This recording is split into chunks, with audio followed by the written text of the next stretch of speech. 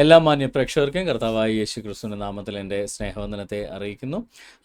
ഇത് ക്ലബ് ഹൗസിലും ഫേസ്ബുക്കിലും യൂട്യൂബിലും എല്ലാം ലൈവായിട്ട് കാണുന്ന എല്ലാ പ്രേക്ഷകർക്കും ഈ പ്രോഗ്രാമിലേക്ക് സ്വാഗതം. എൻ്റെ പ്രതികരണങ്ങൾ എന്നാണ്. ഇതൊരു പർട്ടിക്കുലർ വിഷയത്തെ ആസ്പദമാക്കിയുള്ള പ്രോഗ്രാമല്ല. എന്നാൽ ഈയിടെയായിട്ട് പലപ്പോഴും, ചിലപ്പോൾ ഒരു പക്ഷേ പഴയതായിരിക്കും, എൻ്റെ ശ്രദ്ധയിൽ ഇപ്പോഴാണ് പെടുന്നതെന്നേ ഉള്ളൂ, എൻ്റെ ശ്രദ്ധയിൽ ഈയിടെയായിട്ട് പെട്ട ചില വീഡിയോ ശകലങ്ങൾക്കുള്ള ഒരു മറുപടിയാണ് ഇന്ന് പ്രധാനമായിട്ട് ഉദ്ദേശിക്കുന്നത്. അതുകൊണ്ട് തന്നെ പല വിഷയങ്ങളും ഇതിനകത്ത് വരും. അതുകൊണ്ട് ആരും ബോറടിക്കില്ല എന്ന് ഞാൻ വിശ്വസിക്കുന്നു. നമുക്ക് എന്തായാലും ആരംഭിക്കാം. ആദ്യമേ തന്നെ ആദ്യവും അവസാനവും ഒരു കോമഡിയിൽ നിന്നാണ് ഞാൻ ചെയ്തു വെച്ചിരിക്കുന്നത്. തുടക്കം ഒരു വലിയൊരു കൊമേഡിയനും ഒടുക്കം അതിലും വലിയൊരു കൊമേഡിയനുമാണ്. ഒരാൾ അറിഞ്ഞുകൊണ്ടും ഒരാൾ അറിയാതെയും നടത്തുന്ന പ്രസ്താവനകൾ കൊണ്ടാണ് നമ്മൾ ഇന്നത്തെ പ്രോഗ്രാം ആരംഭിക്കുന്നതും അവസാനിക്കുന്നതും. നമുക്ക് എല്ലാവർക്കും സുപരിചിതനായ എന്താ പറയുക, അറിവിൻ്റെ നിറകുടമായ ഒരു പ്രമുഖൻ്റെ പ്രസ്താവന കേട്ടിട്ട് നമുക്ക് ആരംഭിക്കാം.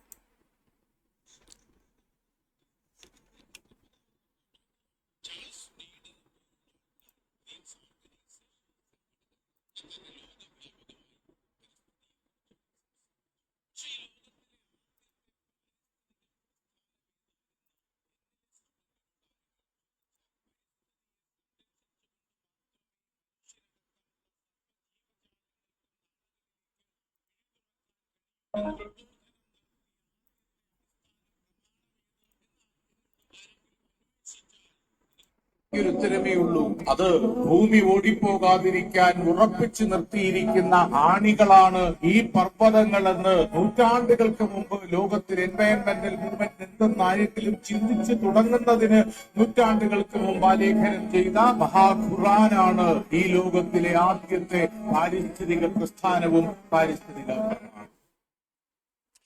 വളരെ മനോഹരമായൊരു പ്രസ്താവനയാണ് നമ്മുടെ പ്രമുഖ പണ്ഡിതൻ്റെ വായിൽ നിന്ന് നിങ്ങൾ കേട്ടത്. എന്തായാലും പണ്ട് ക്വിസ് കോമ്പറ്റീഷൻ നടത്തിയിരുന്ന ആൾ ഒരിടക്ക് ഇസ്ലാമിനെ പ്രഘോഷിക്കാൻ തുടങ്ങിയതിൽ ഒത്തിരി സന്തോഷമുണ്ട്. കാര്യം ഇദ്ദേഹം പറഞ്ഞത് അവന്മാരെ ട്രോൾ ചെയ്തതാണോ ഉള്ളതാണോ എന്ന് എനിക്കറിയില്ല. കാര്യം മുസ്ലിങ്ങൾ പോലും പലപ്പോഴും എടുക്കാൻ മടിക്കുന്നൊരു ഭാഗമാണ് ഖുറാനിലെ 78-ാമത്തെ സൂറത്ത് നബയിലെ 6-7 ആയത്തുകൾ. ഭൂമിയെ നാം ഒരു വിരിപ്പാക്കിയില്ലേ, പർവ്വതങ്ങളെ ആണികളാക്കുകയും ചെയ്തില്ലേ. അതായത് നമ്മുടെ കാർപ്പറ്റൊക്കെ വിരിച്ചിടുമ്പോൾ പറന്നു പോകാതിരിക്കാൻ വേണ്ടി ആണി അടിച്ചുറപ്പിക്കുന്ന മധ്യപൂർവേഷ്യ എന്ന് പറയുമ്പോൾ തന്നെ, പശ്ചിമേഷ്യ എന്നൊക്കെ പറയുമ്പോൾ തന്നെ എല്ലാവരുടെയും മനസ്സിൽ ഓടി വരുന്നത് കാർപ്പറ്റുകളാണ്.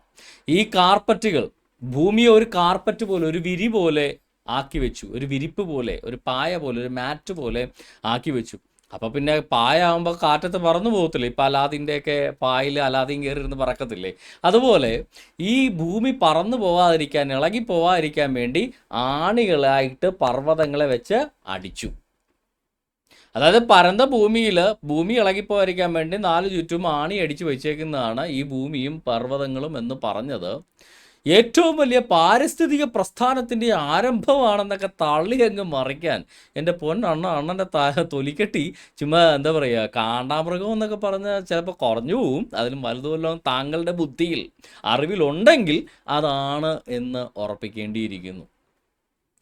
സാധാരണ നിങ്ങളെപ്പോഴും പലപ്പോഴും അത്ഭുതപ്പെടാറില്ലേ, എന്തുകൊണ്ടാണ് ഈ പ്രമുഖരൊക്കെ എങ്ങനെ പറയണമെന്ന്? സത്യം പറഞ്ഞാൽ ഇവന്മാർക്ക് ഖുറാനെക്കുറിച്ച് ഒരു അറിവുമില്ല. സംഭവിക്കണം എന്താണെന്ന് വെച്ച് കഴിഞ്ഞാൽ, ഈ ഇസ്ലാമിക വേദികളിലേക്ക് പൈസ കൊടുത്തൊരു പ്രഭാഷകനെ കൊണ്ടുവരുമ്പോൾ, ഇവന്മാരെ സെക്കുലർ പ്രഭാഷകർ ഇദ്ദേഹത്തിനെയൊക്കെ പോലുള്ള ആളുകളെ കൊണ്ടുവരുമ്പോൾ ഇവർക്ക് ഇസ്ലാമിനെ കുറിച്ചൊന്നും അറിയാത്തതുകൊണ്ട് ഇവർ അങ്ങോട്ട് അതെ ഞങ്ങൾ എന്താണ് ഇസ്ലാമിനെ കുറിച്ച് പറയേണ്ടത്, അപ്പോൾ ഇവർ പറയുന്നത് ഇങ്ങനെ പറഞ്ഞാൽ മതി എന്ന് എഴുതി കൊടുക്കും. ഈ എഴുതി കൊടുക്കുന്ന കാര്യങ്ങൾ പൊട്ടനാട്ടം കാണുന്ന പോലെ ഇവന്മാരിരുന്ന് ബബ്ളബ അടിക്കും. ഇതാണ് ശരിക്കും പറഞ്ഞാൽ സംഭവിക്കുന്നത്.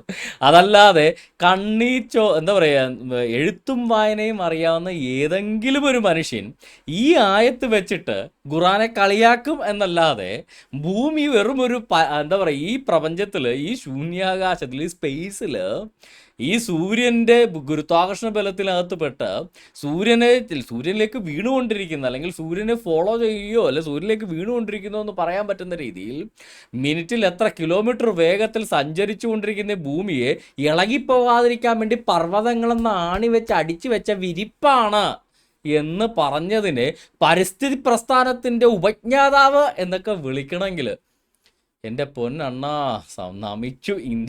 ഈ ഇങ്ങനെങ്ങാനും ഐസക് ന്യൂട്ടൻ്റെ കുറിച്ച് വല്ലതും പറഞ്ഞിരുന്നെങ്കിൽ ഐസക് ന്യൂട്ടനാണ് ആപ്പിൾ കൃഷിയുടെ ഉപജ്ഞാതാവ് എന്ന് വേണേൽ പറഞ്ഞു വെച്ചേനെ. എന്തായാലും ആനേനെ കാണുമ്പോൾ ആടായിട്ട് തോന്നുന്ന ഇദ്ദേഹത്തിനെ പോലുള്ളവരുടെ വായിൽ നിന്ന് ഇങ്ങനെയൊക്കെ കിട്ടിയെങ്കിലും ഇങ്ങനെയൊക്കെ കാശ് കൊടുത്ത് വാങ്ങിച്ചെങ്കിലും ഇസ്ലാം ഒന്നും മുകഴട്ടെ എന്ന് മാത്രമേ എനിക്ക് പറയാനുള്ളൂ. ഓക്കെ, എന്തായാലും ആദ്യത്തെ ആ ഒരു കോമഡിക്ക് ശേഷം നമുക്ക് ഇച്ചിരി സീരിയസ് വിഷയങ്ങളിലേക്ക് കിടക്കാം. പിന്നെ നമുക്ക് വളരെ അതിപ്രശസ്തനായ ഒരു പണ്ഡിതനാണ് നമ്മുടെ മുമ്പിലുള്ളത്. അബ്ദുള്ള ബാസിൽ എന്ന് പറയുന്ന അതിപ്രശസ്തനായ ഒരു പണ്ഡിതനാണ്. ഈ പണ്ഡിതന്റെ ഇത് പ്രകാരം നമ്മുടെ മൊയ്ലിയാക്കന്മാരെ എല്ലാം ഇനി മുതൽ പർദ്ദ ഇടിച്ച് നടത്തണം എന്നുള്ളതാണ് എൻ്റെ ഒരു എളിയ ഇത്. നമുക്ക് കേട്ട് നോക്കാം. സ്ത്രീകളെ മറകെട്ടി മാറ്റി നിർത്തിയാണ് ഞങ്ങൾ പറയുന്നത്. സ്ത്രീകളെയല്ല ഞങ്ങൾ മറകെട്ടി മാറ്റി നിർത്തിയത്, പുരുഷന്മാരെയാണ്. ഇവിടെ മറ ഉണ്ടല്ലോ, ഇവിടെ പുരുഷന്മാരെയാണ് നമ്മൾ മറകെട്ടി മാറ്റി നിർത്തിയത്. സ്ത്രീകളിൽ നിന്നും പുരുഷന്മാരെയാണ് മറകെട്ടി മാറ്റിയിട്ട് എന്താ പറ്റൂലേ? ഇവിടെ ആകെ സ്ത്രീയും പുരുഷനേ ഉള്ളൂ, അവർക്കിടയിലാണ് മറ. അതെന്താ പെട്ടെന്ന് സ്ത്രീകളെ മാറ്റി നിർത്തി? അതങ്ങനെ സ്ത്രീകളെ മാറ്റി നിർത്തലാവില്ലേ? പുരുഷന്മാർക്കും ഇപ്പുറത്തന്നെ ഉള്ളത്, പുരുഷന്മാർക്കും സ്ത്രീകൾക്കും ഇടയിലാണ് മറ. അപ്പൊ സ്ത്രീകളെ മാത്രം മാറ്റി നിർത്തലാവുന്നത് എങ്ങനെ? സ്ത്രീ വിരുദ്ധതയാകുന്നത് എങ്ങനെയാ? പുരുഷ വിരുദ്ധതയാവൂലേ? പുരുഷന്മാരെ മാറ്റിയെടുത്തിട്ടുണ്ടല്ലോ, പുരുഷന്മാരെ ഇപ്പുറത്തിരുത്തി സ്ത്രീകൾ അപ്പുറത്തിരുത്തി, അപ്പോ പുരുഷ വിരുദ്ധതയാവൂലേ? അപ്പൊ ഇതെന്താ വെച്ചാല് കുറച്ച് സെൻസിറ്റീവായ കുറച്ച് ടേംസ് ഉണ്ടാക്കുക, സ്ത്രീ വിരുദ്ധതയാണെന്ന് പറയാം, എന്നാൽ പിന്നെ അതിനൊരു മാർക്കറ്റ് ഉണ്ടാവുന്നതാണ്. ഇതെന്തോ വലിയ പുതിയ കാര്യമാരിയാണ്. മുസ്ലിങ്ങൾ ഇവിടെ ജെൻഡർ സെഗ്രിഗേഷനോടുകൂടിയാണ് ജീവിക്കുന്നത്. അവർക്ക് സാധിക്കുന്ന ഇടങ്ങളിൽ, എല്ലായിടത്തും പോസിബിൾ ആയിക്കൊള്ളുന്നില്ല, അവർക്ക് പറ്റുന്ന അവരുടെ പ്രോഗ്രാമുകളിൽ, അവരുടെ ആരാധനാലയങ്ങളിൽ, അവരുടെ പ്രൈവറ്റ് സ്പേസസുകളിൽ, അവർക്ക് പറ്റുന്ന സ്ഥലങ്ങളിൽ ആണും പെണ്ണും തമ്മിലുള്ള ഒരു പരിമിതമായ ഒരു സെഗ്രിഗേഷനും ഉണ്ട്. അങ്ങനെയാണ് അവർ ജീവിക്കുന്നതെന്ന് ഈ പൊതുസമൂഹത്തിന് അറിയാത്തതുകൊണ്ടാണോ? അതുപോലും അറിയാത്തവരാണോ ഇവിടെയുള്ള ഈ സാംസ്കാരിക നായകന്മാരും ഇവിടെയുള്ള വലിയ വലിയ ചിന്തകന്മാരും? ഒന്ന് ആലോചിച്ചൊക്കെ, ഇവിടെയുള്ള മുസ്ലിം പള്ളികളിൽ ഇവിടെ മറയാന്ന് പറയുന്നത് മതിലാണുള്ളത്. മുസ്ലിം പള്ളികളിൽ ആണും പെണ്ണും തമ്മിൽ വേർതിരിക്കുന്ന മതിലുകളാണ് പലപ്പോഴും ഉള്ളത്. എടാ മാമന്മാരെ, വലിയ ബിരുദന്മാരായപ്പോല്ലോ മുസ്ലിം പള്ളികളിൽ ആണുങ്ങളെയും പെണ്ണുങ്ങളെയും കെട്ടി വേർതിരിക്കുന്ന മതിലുകൾ ഉണ്ടായിട്ടാണോ നീയൊക്കെ ശബരിമലയിൽ പെണ്ണുങ്ങളെ കയറ്റാൻ വേണ്ടി മതിലും കെട്ടാൻ വേണ്ടി നടന്നത്? ഏട്ടാ ബിരുദന്മാരെ, പർദ്ദയിട്ട പെമ്പിള്ളേര് ശബരിമലയിൽ സ്ത്രീകളെ കയറ്റണമെന്ന് പറഞ്ഞുകൊണ്ട് മനുഷ്യച്ചങ്ങളെയും മനുഷ്യമതിലും ഒക്കെ ഉണ്ടാക്കിയ നിങ്ങൾ കണ്ടില്ലേ? ഈ പെണ്ണുങ്ങളെ മതിൽ കെട്ടി വേർതിരിച്ചിരിക്കുന്നത് കേരളത്തിലെ, ശബരിമല എന്ന് പറഞ്ഞാൽ ഒരമ്പലമാണ്. ശബരിമല അല്ലാതെ എൻ്റെ അറിവിൽ കേരളത്തിൽ പെണ്ണുങ്ങൾക്ക് കയറാൻ പറ്റാത്ത, അതായത് യുവതികൾക്ക് കയറാൻ പറ്റാത്ത അമ്പലങ്ങളൊന്നും ഇല്ലല്ലോ. കേരളത്തിലെ ആയിരക്കണക്കിന് അമ്പലങ്ങളുള്ളതിൽ ഒരമ്പലത്തിൽ സ്ത്രീകളെ കയറ്റുന്നില്ല എന്ന് പറഞ്ഞ്, യുവതികളെ കയറ്റുന്നില്ല എന്ന് പറഞ്ഞ് ഈ മുസ്ലിങ്ങളെല്ലാം കൂടെ മനുഷ്യച്ചങ്ങൾ ഉണ്ടാക്കിയപ്പോൾ കേരളത്തിലുള്ള മിക്ക മോസ്കുകളിലും ഭിത്തി കെട്ടിയാണ്, മതിൽ കെട്ടിയാണ് സ്ത്രീകളെ വേർതിരിച്ചിരിക്കുന്നതെന്ന് പറയുമ്പോൾ അതിനെതിരെ ഈ മുസ്ലിങ്ങളെല്ലാം കൂടെ എന്താ ചെയ്യേണ്ടത്? മനുഷ്യച്ചങ്ങല കെട്ടാനുള്ള ചങ്ങല തീർന്നു പോയോ? അതോ ആ ചങ്ങലെല്ലാം കൂടെ എടുത്ത് നിങ്ങൾ പിടിച്ചിട്ടോ? ഇപ്പം എത്രത്തോളം എന്താ പറയുക ഉഡായിപ്പാണ് ഇവന്മാരുടെ ഈ പറയുന്ന ഇവന്മാരുടെ വിശ്വാസവും ഇവർ സാമൂഹിക തലത്തിൽ നടത്തുന്ന ഇടപെടലുകളും എന്ന് നിങ്ങളൊന്ന് ചിന്തിക്കുക. കേരളത്തിൽ അങ്ങോളം ഇങ്ങോളം മതിൽ കെട്ടി അല്ലെങ്കിൽ മനുഷ്യച്ചങ്ങല പിടിച്ച് ഇവർ അമ്പലത്തിൽ ആ പെണ്ണുങ്ങളെ കയറ്റാൻ നടന്നപ്പോൾ ഇവരുടെ മോസ്കിൽ കയറുന്ന പെണ്ണുങ്ങളെ മതിൽ കെട്ടി വേർതിരിച്ചിരിക്കുകയാണെന്ന് ഞാൻ പറഞ്ഞാൽ എനിക്കറിയില്ല ചേട്ടാ, എൻ്റെ പുതിയ അറിവാണ്. മോസ്കിൽ പെണ്ണുങ്ങളെ കയറ്റാറില്ല എന്നൊക്കെ എനിക്കറിവുണ്ട്, പക്ഷേ മോസ്കിൽ മതിൽ കെട്ടിയാണ് കേറ്റാത്തതെന്ന് എനിക്ക് പുതിയ അറിവാണ്. പക്ഷേ എനിക്ക് മനസ്സിലാവാത്തൊരു കാര്യം, ഇതൊന്നുകൂടെ ഒന്ന് കേട്ടിട്ട് ഞാൻ പറഞ്ഞുതരാം. ഈ സാംസ്കാരിക നായകന്മാരും ഇവിടെയുള്ള വലിയ വലിയ അവരുടെ പ്രൈവറ്റ് സ്പേസസുകളിൽ, അവർക്ക് പറ്റുന്ന സ്ഥലങ്ങളിൽ ആണും പെണ്ണും തമ്മിലുള്ള ഒരു പരിമിതമായ ഒരു സെഗ്രിഗേഷനും ഉണ്ട്. അങ്ങനെയാണ് അവർ ജീവിക്കുന്നതെന്ന് ഈ പൊതുസമൂഹത്തിന് അറിയാത്തതുകൊണ്ടാണോ? അതുപോലും അറിയാത്തവരാണോ ഇവിടെയുള്ള ഈ സാംസ്കാരിക നായകന്മാരും ഇവിടെയുള്ള വലിയ വലിയ ചിന്തകന്മാരും? ഒന്ന് ആലോചിച്ചൊക്കെ, ഇവിടെയുള്ള മുസ്ലിം പള്ളികളിൽ ഇവിടെ മറയാന്ന് പറയുന്നത് മതിലാണുള്ളത്. മുസ്ലിം പള്ളികളിൽ ആണും പെണ്ണും തമ്മിൽ വേർതിരിക്കുന്ന മതിലുകളാണ് പലപ്പോഴും ഉള്ളത്. അല്ല ബാസിലെ, ഈ മക്കയിൽ പോയി മതിൽ കെട്ടാൻ ബാസിൽ മറന്നുപോയതാണോ അതോ മുഹമ്മദ് മതിൽ അവിടെ കെട്ടി പൊളിച്ച് കളഞ്ഞാണോ? അല്ല, നിങ്ങളുടെ മസ്ജിദുൽ ഹറാമിൽ, നിങ്ങളുടെ ഏറ്റവും വലിയ മസ്ജിദാണല്ലോ മസ്ജിദുൽ ഹറാം, മക്കയിലെ കാബ നിൽക്കുന്ന നിങ്ങളുടെ മസ്ജിദ്, ആ മസ്ജിദിൽ ഈ മറയൊന്നും കണ്ടില്ലല്ലോ. ആണുങ്ങളും പെണ്ണുങ്ങളും കൂടെ ഇടകലർന്ന് ജെട്ടിയിടാതെ നടക്കുന്ന സ്ഥലമല്ലേ ഇത്? ഞാൻ അങ്ങനെ പറഞ്ഞാൽ ക്ഷമിക്കുക കേട്ടോ, ശരിക്കും അങ്ങനെയാണ്. അങ്ങനെ ചെയ്യണമെന്ന് നിർബന്ധമുണ്ട്. കാര്യം ഖുറൈശികളല്ലാത്തവർക്ക് വസ്ത്രമിടാൻ അനുവാദമില്ലായിരുന്നു. ഈ മുഹമ്മദിൻ്റെ പൂർവികരുടെ കാലത്ത് ഖുറൈശികളല്ലാത്തവർക്ക് മസ്ജിദുൽ ഹറാം അല്ല കഅബ, അറബികളുടെ ബഹുദൈവ ക്ഷേത്രമായിരുന്നു എന്നത്. 360ഓളം വിഗ്രഹങ്ങൾ പ്രതിഷ്ഠിക്കപ്പെട്ട ഒരു അമ്പലമായിരുന്നത്. ആ ക്ഷേത്രത്തിൽ ഈ മുഹമ്മദിൻ്റെ കുടുംബക്കാർ, മുഹമ്മദ് അടക്കമുള്ള മുഹമ്മദിൻ്റെ കുടുംബക്കാർ ബഹുദൈവ വിശ്വാസികളായിരുന്ന കാലത്ത് അവിടെ അവരുടെ കുടുംബക്കാരല്ലാത്ത, അതായത് മക്കൻ ഖുറൈശികളല്ലാത്ത മറ്ററബികൾ വന്നു കഴിഞ്ഞാൽ അവർ ഒന്നുകിൽ ഈ ഖുറൈശികളിൽ നിന്ന് വസ്ത്രം പൈസ കൊടുത്ത് വാടകയ്ക്ക് എടുത്ത് ഖുറൈശികളുടെ വസ്ത്രം ഇട്ടുകൊണ്ട് പോകണം. ഈ വാടകയ്ക്ക് എടുക്കാൻ കാശില്ലാത്ത അറബിയാണെങ്കിൽ അവൻ തുണിയില്ലാതെ പോകണം, നഗ്നരായിട്ട് പോകണം എന്നാണ്. മനസ്സിലായോ? അങ്ങനെയായിരുന്നു മുഹമ്മദിൻ്റെ കാലത്ത് അവസാനം. ഇനി മുതൽ ആരും നഗ്നരായിട്ട് മസ്ജിദുൽ ഹറാമിനെ സമീപിക്കരുതെന്ന് ഒരു ഹദീസ് ഇറക്കി പിൽക്കാലത്ത് മാറ്റിയതാണ് ഈ സംഭവം. ഓക്കെ, അപ്പോൾ പിന്നീട് നഗ്നത മറച്ചപ്പോഴും ഇവർ അകത്തൊന്നും ഇടത്തില്ല, ചുമ്മാ ഒരു തുണി മാത്രം പുറത്തിടും. അത് ഹജ്ജിന് പോയിട്ടുള്ള എല്ലാവർക്കും അറിയാം. സംശയം ഉണ്ടെങ്കിൽ നിങ്ങൾ ഏതെങ്കിലും ആചാര്യ വിളിച്ച് ചോദിച്ചാൽ മതി. ഓക്കെ, അപ്പോൾ അവിടെ ജെട്ടിയിടാത്തപ്പോൾ ഈ മറയൊന്നും പ്രശ്നമല്ല, അത് ഭയങ്കര വലിയ മറയായിരുന്നല്ലോ. അപ്പോൾ ഈ ജെൻഡർ സെഗ്രിഗേഷൻ അങ്ങ് മക്കത്തെ പ്രശ്നമില്ല, ഇനി മലപ്പുറത്താ പ്രശ്നം. ഇനി ഇതിനകത്ത് ഏറ്റവും വലിയ രസം എന്താണെന്ന് വെച്ച് കഴിഞ്ഞാൽ ഇദ്ദേഹത്തിൻ്റെ ലോജിക്ക് ഇവിടെ ഒന്ന് ശ്രദ്ധിക്കുക. ഇവിടെ പുരുഷന്മാർക്ക് മാത്രമല്ല, സ്ത്രീകളെ മറകെട്ടി മറച്ചിരിക്കുന്നതല്ലല്ലോ, പുരുഷന്മാരെയും മറച്ചിട്ടില്ലേ? പുരുഷന്മാരുടെയും സ്ത്രീകളുടെയും ഇടയിൽ മറകെട്ടി വെച്ചിരിക്കുന്നത് നിങ്ങൾക്ക് ആ വീഡിയോയിൽ കൃത്യമായിട്ട് നിങ്ങൾക്ക് കാണാം. ഇത് കണ്ടോ, പുരുഷന്മാരുടെയും സ്ത്രീകളുടെയും ഇടയിൽ മറകെട്ടി, സാരി കൊണ്ട് മറകെട്ടി മറച്ചു വെച്ചേക്കുക. ഇതാണ് ഇസ്ലാം പഠിപ്പിക്കുന്നതെന്ന് അബ്ദുള്ള ബാസിൽ പറഞ്ഞിട്ട് അത് സ്ത്രീവിരുദ്ധമല്ല എന്ന് കാണിക്കാൻ വേണ്ടി അദ്ദേഹം പറയുന്നത് ഈ മറയുടെ അറബിയാണ് ഹിജാബ് എന്ന് പറഞ്ഞ. ഓക്കെ, ഈ മറ സ്ത്രീകൾക്കല്ല, അത് പുരുഷന്മാർക്കായിട്ടിരിക്കുന്നത് എന്ന് പറഞ്ഞാൽ സ്ത്രീകൾ മാത്രമല്ല പുരുഷന്മാരും ഹിജാബ് ഇടണമെന്നല്ലേ? അപ്പോൾ പിന്നെ ഈ ഹിജാബ് സമരത്തിന് ഈ പുരുഷന്മാർ ഹിജാബ് ഇടണമെന്ന് പറഞ്ഞുകൊണ്ട് ഹിജാബ് ഇടാൻ അനുവദിക്കണമെന്ന് പറഞ്ഞാൽ എന്തേ കോയകൾ സമരം നടത്താത്തേ? ഈ പുരുഷന്മാർ ഈ പറയുന്ന അബ്ദുള്ള ബാസിൽ എന്തുകൊണ്ടാണ് ഹിജാബ് ഇട്ട് നടക്കാത്തത്? എടാ, ഈ ഹിജാബ് അഥവാ മറ എന്നുള്ളത് പുരുഷന്മാർക്കും ബാധകമാണെങ്കിൽ, സാരി കെട്ടി മറച്ചിട്ടുണ്ട് അത് കണ്ടില്ലേ പുരുഷന്മാർക്കും ഹിജാബ് ഉണ്ട് എന്ന് പറയുവാണെങ്കിൽ, ഈ സ്ത്രീകളിടുന്ന ഹിജാബ് എന്തേ പുരുഷന്മാരിടാത്തത്? ഈ സ്ത്രീകളിടുന്ന നിഖാബ് എന്തേ പുരുഷന്മാരിടാത്തത്? അപ്പം എന്താ സ്ത്രീകൾക്ക് മാത്രമേ മറയുള്ളൂ? നിഖാബും തലയിലിടുന്ന ഹിജാബും ഈ പറയുന്ന ജിൽബാബും ഒക്കെ ഈ കാക്കയെ പോലെയൊക്കെ നടക്കാൻ പെണ്ണുങ്ങൾ, പുരുഷന്മാർക്ക് അപ്പം മറ വേണ്ട, സാരി നടുക്ക് കെട്ടുന്ന പരിപാടി ഹിജാബാണെങ്കിൽ മാത്രം ഞങ്ങൾക്ക് മതി. അത് വലിയൊരു ഹിജാബാണല്ലോ. അല്ല, ഇപ്പം ഈ സാരി കെട്ടിയത് മനസ്സിലായി, ഇവിടെ ഇരിക്കുന്ന പെണ്ണുങ്ങളെ തല തട്ടമിട്ടിരിക്കുന്ന ഹിജാബാണെന്നല്ലേ നിങ്ങൾ പറയുന്നത്? അപ്പം ആ ഹിജാബ് നിങ്ങൾക്കില്ലേ? ഇവർക്ക് മാത്രമേ ഉള്ളൂ. ഇതിലേതാ അപ്പം മുഹമ്മദ് പറഞ്ഞ ഹിജാബ്? ഇതാണ് ഇവന്മാരുടെ അവസ്ഥ. ഇനി പോട്ടെ, ഇദ്ദേഹം പറഞ്ഞത് എന്താണ്? സ്ത്രീകളെ മാത്രമല്ല പുരുഷന്മാർക്കുണ്ട്, അതുകൊണ്ട് ഇത് സ്ത്രീവിരുദ്ധതയല്ലെന്ന്. സ്ത്രീകളെ മറകെട്ടി മാറ്റി നിർത്തിയാണ് ഞങ്ങൾ പറയുന്നത്. സ്ത്രീകളല്ല ഞങ്ങൾ മറകെട്ടി മാറ്റി നിർത്തിയത്, പുരുഷന്മാരാണ്. ഇവിടെ മറ ഉണ്ടല്ലോ, ഇവിടെ പുരുഷന്മാരെയാണ് നമ്മൾ മറകെട്ടി മാറ്റി നിർത്തിയത്. ഈ മറകെട്ടി മാറ്റി നിർത്തിയ കുറച്ച് പുരുഷുകളെ നമുക്കൊന്ന് കണ്ടു നോക്കാം കേട്ടോ. 10ാം ക്ലാസ്സിലെ വിദ്യാർത്ഥി മാഷിദ PV എന്ന കുട്ടിയെ സാദരം ക്ഷണിക്കും.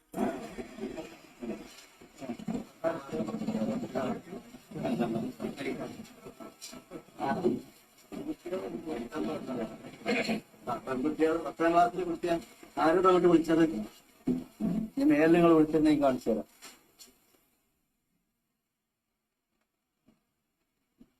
അങ്ങനത്തെ പെൺകുട്ടികളൊന്നും അങ്ങോട്ട് വിളിക്കണ്ട. സമസ്തന്റെ നിങ്ങൾക്ക് അറിയില്ലേ? സമസ്തന്റെ തീരുമാനം രക്ഷിതാവിനോട് വരാൻ പറയും. ഞാൻ വിളിച്ചത് ഞാനല്ല, ഞാൻ എന്റെ കുട്ടിനെ വരണ്ടെന്ന് പറഞ്ഞപ്പോ ഈ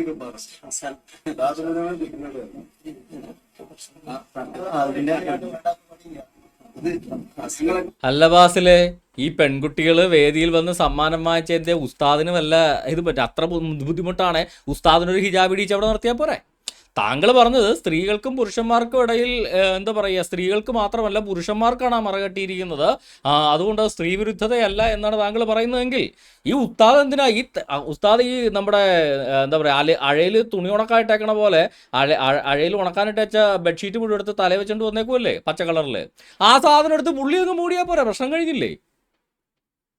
അപ്പം പറ്റില്ലല്ലേ? പെണ്ണുങ്ങളെ ഇങ്ങോട്ട് കയറ്റാൻ പാടില്ല അല്ലേ? അല്ലേ പിന്നെ ഇങ്ങേർക്ക് ഈ കഴുത്തേ തൂക്കിയിട്ടേക്കണ ബെഡ്ഷീറ്റ് എടുത്ത് ഉണക്കാനിട്ടേക്കണ ബെഡ്ഷീറ്റ് എടുത്ത് കഴുത്തേ തലയിൽ കൂടെ കിട്ടാൻ പോരാ, പ്രശ്നം കഴിഞ്ഞില്ലേ? മറ ഇങ്ങേർക്ക് മതിയെങ്കിൽ. അപ്പോൾ പുരുഷന്മാർക്കല്ല മറ, സ്ത്രീകൾക്ക് തന്നെയാണല്ലേ? പുരുഷന്മാർ നിൽക്കണ വേദിയിൽ സ്ത്രീകളെ കയറ്റാൻ പാടില്ല. ഇങ്ങനെ തലയിൽ കൂടെ പർദ്ദ ഇട്ടാലോ നിഖാബ് ഇട്ടാലോ ഹിജാബ് ഇട്ടാലോ ഇനി സാരി എടുത്ത് ദേഹം മുഖത്ത് ചുറ്റിയാലോ അത് മറയാവില്ലല്ലേ? അപ്പം പിന്നെ എന്തിനാണ് ബാസിലെ ഈ കിടന്ന് ഉഡായ്പ് കാണിക്കുന്നത്? താങ്കൾ അത്ര ഉറപ്പിച്ചാണിത് പറയുന്നതെങ്കിൽ, താങ്കൾക്ക് ഡബിൾ ഡാഡി സിൻഡ്രോം ഇല്ലെങ്കിൽ നാളെ മലപ്പുറത്ത് പർദ്ദയിട്ട് പെണ്ണുങ്ങൾ അടക്കണ പോലെ, ഹിജാബിട്ട് പെണ്ണുങ്ങൾ അടക്കണ പോലെ താങ്കളും നടന്ന് കാണിക്കും. താങ്കളും ഹിജാബും പർദ്ദയൊക്കെ ഇട്ട് താങ്കളും നടക്കുക. സ്ത്രീകൾക്ക് ഇവിടെ പ്രത്യേകിച്ചൊന്നുമില്ല, പുരുഷന്മാർക്കും അതേ തന്നെയാണെങ്കിൽ താങ്കളും അങ്ങനെ ഒന്ന് നടന്ന് കാണിക്കുക. എൻ്റെ പൊന്ന് അണ്ണ, ഇതുപോലെ ഉടായ്പകളാട്ടൊക്കെ പണ്ടൊക്കെ നാട്ടുകാരെ പറ്റിക്കായിരുന്നു. ഇപ്പം അത് നടക്കില്ല. പല പ്രാവശ്യവും ഞങ്ങൾ പറയുന്നത് ഇതൊന്നും ഇന്നത്തെ കാലത്ത് നടക്കില്ല. കാരണം നിങ്ങളെയൊക്കെ നന്നായിട്ട് നിങ്ങളുടെ മൊത്തമൊക്കെ ഞങ്ങൾക്കറിയാം. ജാമിയ തിർമിദിയിലെ ബുക്ക് നമ്പർ 43 ഹദീസ് നമ്പർ 48 ഹസൻ സഹിയായ ഹദീസ. അബ്ദുള്ള വന്നിരുന്ന് വായിച്ചു നോക്ക്. Narrated by Nahan, the freed slave of Umm Salama. ഉമ്മസലാമയുടെ സ്വതന്ത്രമാക്കപ്പെട്ട അടിമയായ നഹാൻ നിവേദനം ഇബ്നു ഷിഹാബിനോട് പറഞ്ഞത്. ഉമ്മുസലാമ, മുഹമ്മദിൻ്റെ ഭാര്യ ഉമ്മുസലാമ നരേറ്റഡ് ടു ഹിം, ഈ പറയുന്ന നഹാനോട് പറഞ്ഞതാണ് ദാറ്റ് ഷീ ആൻഡ് മൈമുന, മുഹമ്മദിൻ്റെ ഭാര്യമാരായ ഉമ്മുസലാമയും മൈമുനയും മുഹമ്മദിനോടൊപ്പം ഉണ്ടായിരുന്നപ്പോൾ ഇബ്നു മക്തൂം എന്ന ഒരു അന്ധൻ അവിടെ കയറി വന്നു. അങ്ങനെ വന്നു കഴിഞ്ഞപ്പോൾ ഹിജാബ് ഇടാനുള്ള ആയത്തിറങ്ങിയതിന് ശേഷമാണ് ആ അന്ധം വന്നത്. So the messenger of Allah said, veil yourself from him. സ്ത്രീകളെ, നിങ്ങൾ ഇവനിൽ നിന്ന് ഹിജാബ് ഇടുക. So I said, O messenger of Allah, is he not blind such that he can see or recognizes. അല്ലയോ പ്രവാചകരെ, ഇദ്ദേഹം കണ്ണുപൊട്ടനല്ലേ? ഈ അന്ധനായ ഒരാൾ എങ്ങനെയാണ് ഞങ്ങളെ കാണുന്നത്? പിന്നെ ഞങ്ങൾ എന്തിനാണ് ഹിജാബ് ഇടുന്നത് എന്ന് ആയിഷ ചോദിച്ചപ്പോൾ മുഹമ്മദ് എന്താ പറഞ്ഞേ? Are you too blind such that you cannot see him? നിങ്ങൾ രണ്ടുപേരും ബ്ലൈൻഡ് ആണോ, കണ്ണ് കാണാത്തവരാണോ? അവനെ നിങ്ങൾക്ക് കാണാൻ സാധിക്കുമല്ലോ. അതുകൊണ്ട് നിങ്ങൾ ഇതിടുക, ഹിജാബ് ഇടുക എന്ന്.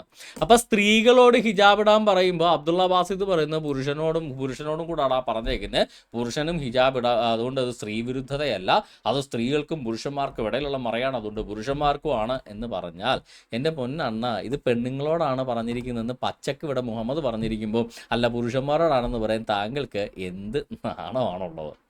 അന്ധനായ പുരുഷനാണെങ്കിൽ പോലും സ്ത്രീ ഹിജാബ് ഇട്ട് വരണമെന്ന് പറഞ്ഞ ആളാണ് നിങ്ങളുടെ പ്രവാചകൻ. ഇന്ന് അങ്ങേരെ നിങ്ങൾക്ക് അനുകരിക്കാനോ പറയാനോ നിങ്ങൾക്ക് നാണക്കേടുണ്ടെങ്കിൽ അത് തുറന്ന് സമ്മതിക്കുക. അല്ലാതെ ഈ ഒരു വെളിവും ബോധവും ഇല്ലാത്ത ഇത്തരത്തിലുള്ള ആർഗ്യുമെൻ്റ് ഉന്നയിക്കുകയല്ല. ഖുറാൻ 33:59 സൂറ അഹ്സാബ്, ഹിജാബിൻ്റെ ആയത്ത്. നബിയെ, നിന്റെ പത്നിമാരോടും പുത്രിമാരോടും സത്യവിശ്വാസികളുടെ സ്ത്രീകളോടും അവർ തങ്ങളുടെ മറ, ജിൽബാബ് തങ്ങളുടെ മേൽ താഴ്ത്തിയിടാൻ പറയുക.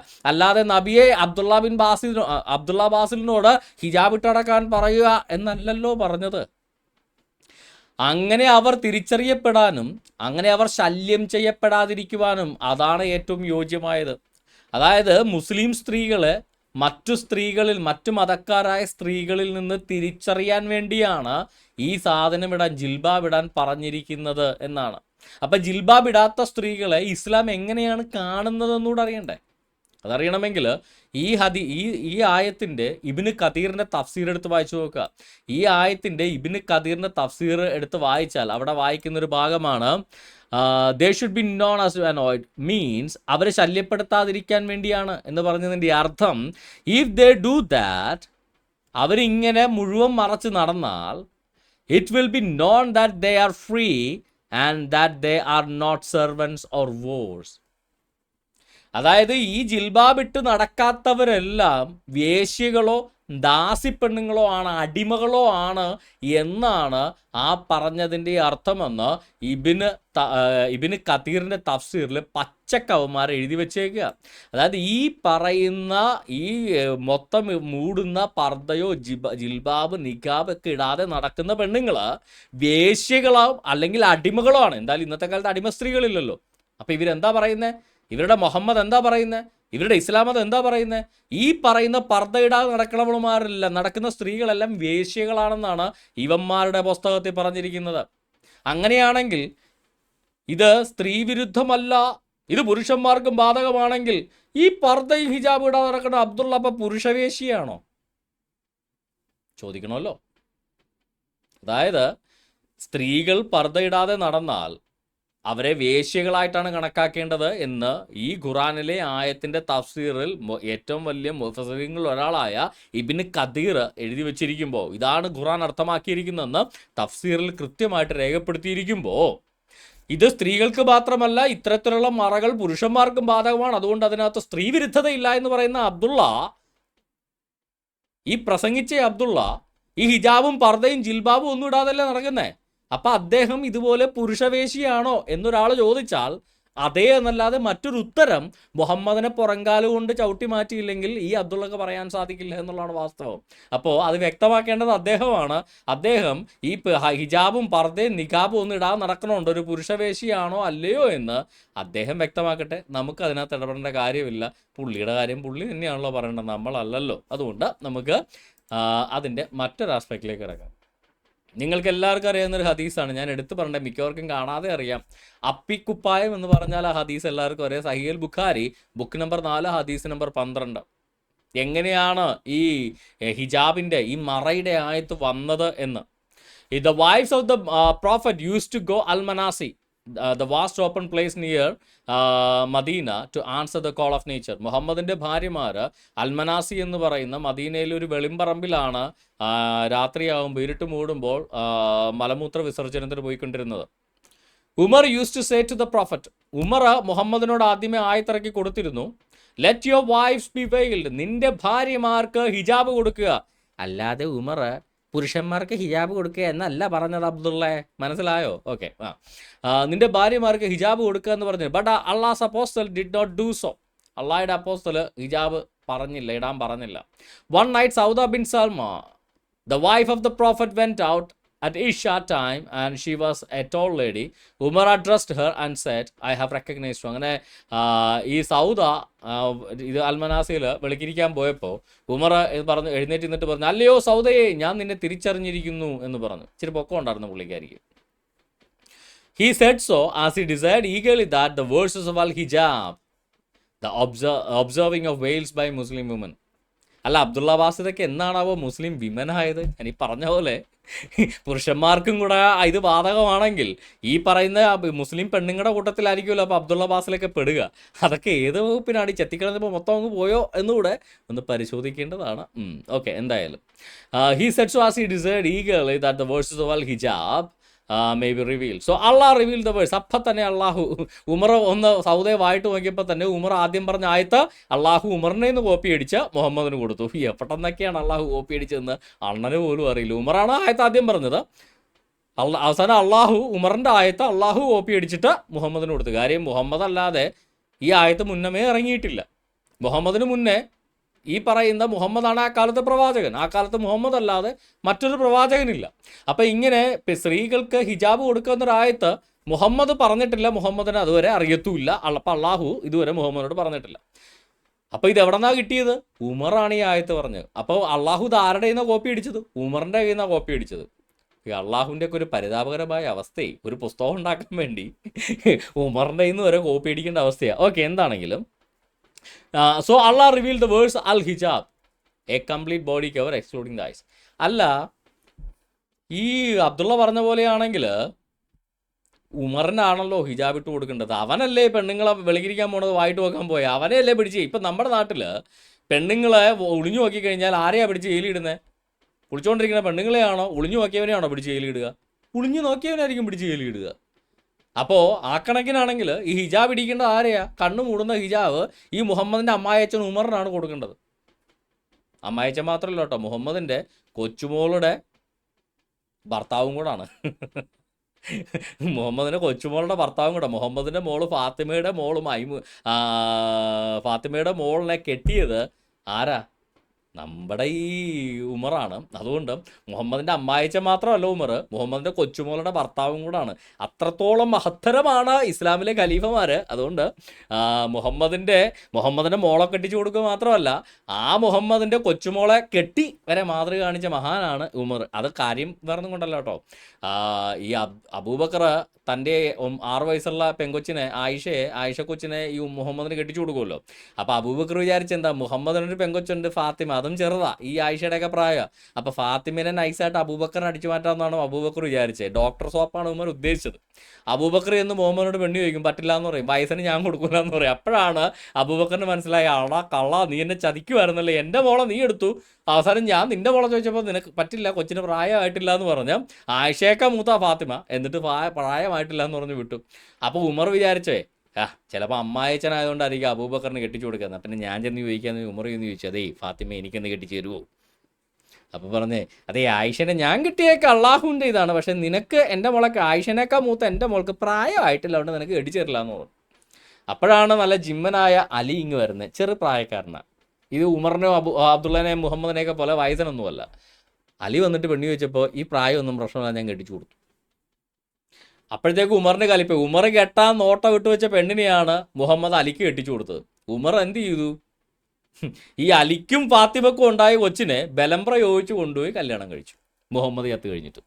അതാണ് കഥ. അതുകൊണ്ടാണ് മുഹമ്മദിൻ്റെ മുഹമ്മദിൻ്റെ അമ്മായച്ചനാണ് ഈ പറയുന്ന ഉമർ. ആ ഉമർ മുഹമ്മദിൻ്റെ കൊച്ചുമോളുടെ ഭർത്താവും കൂടാണ്. ഭയങ്കര കോംപ്ലിക്കേറ്റഡ് റിലേഷനാണ്. ഓക്കെ, ഇതൊക്കെല്ലാം ജാഹിലിയാണെന്ന് പറയരുത് കേട്ടോ. മുഹമ്മദ് മരിച്ചതിന് ശേഷമാണ് അലി ഈ ഉമർ, മുഹമ്മദിൻ്റെ അമ്മായച്ചൻ ഉമർ മുഹമ്മദിൻ്റെ കൊച്ചുമോളെ കെട്ടുന്നത് മുഹമ്മദ് മരിച്ച വർഷങ്ങൾക്ക് ശേഷം. അപ്പോൾ ജാഹിലിയ കാലം അല്ല, ഇത് ഇസ്ലാമിക കാലത്ത് നടന്ന ഇസ്ലാമിൻ്റെ ഖലീഫമാരുടെ ഗുണവധികാരമാണ് ആ പറഞ്ഞത്. ഓക്കെ, അപ്പോൾ ഈ കക്കൂസി പോകാൻ വേണ്ടി സ്ത്രീകൾക്ക് മറയായിട്ട് കൊടുത്ത സാധനം ഈ ഉമറിന് കൊടുത്തിരുന്നെങ്കിൽ ഈ പ്രശ്നമൊന്നും ഉണ്ടായില്ലായിരുന്നു. അപ്പോൾ ഈ അബ്ദുള്ളയും ഇതുപോലെ ഹിജാബിട്ടാണോ ഇനി കാര്യം സാധിക്കുന്നത് എന്നൊന്ന് പറഞ്ഞു തന്നാൽ നന്നായിരിക്കും.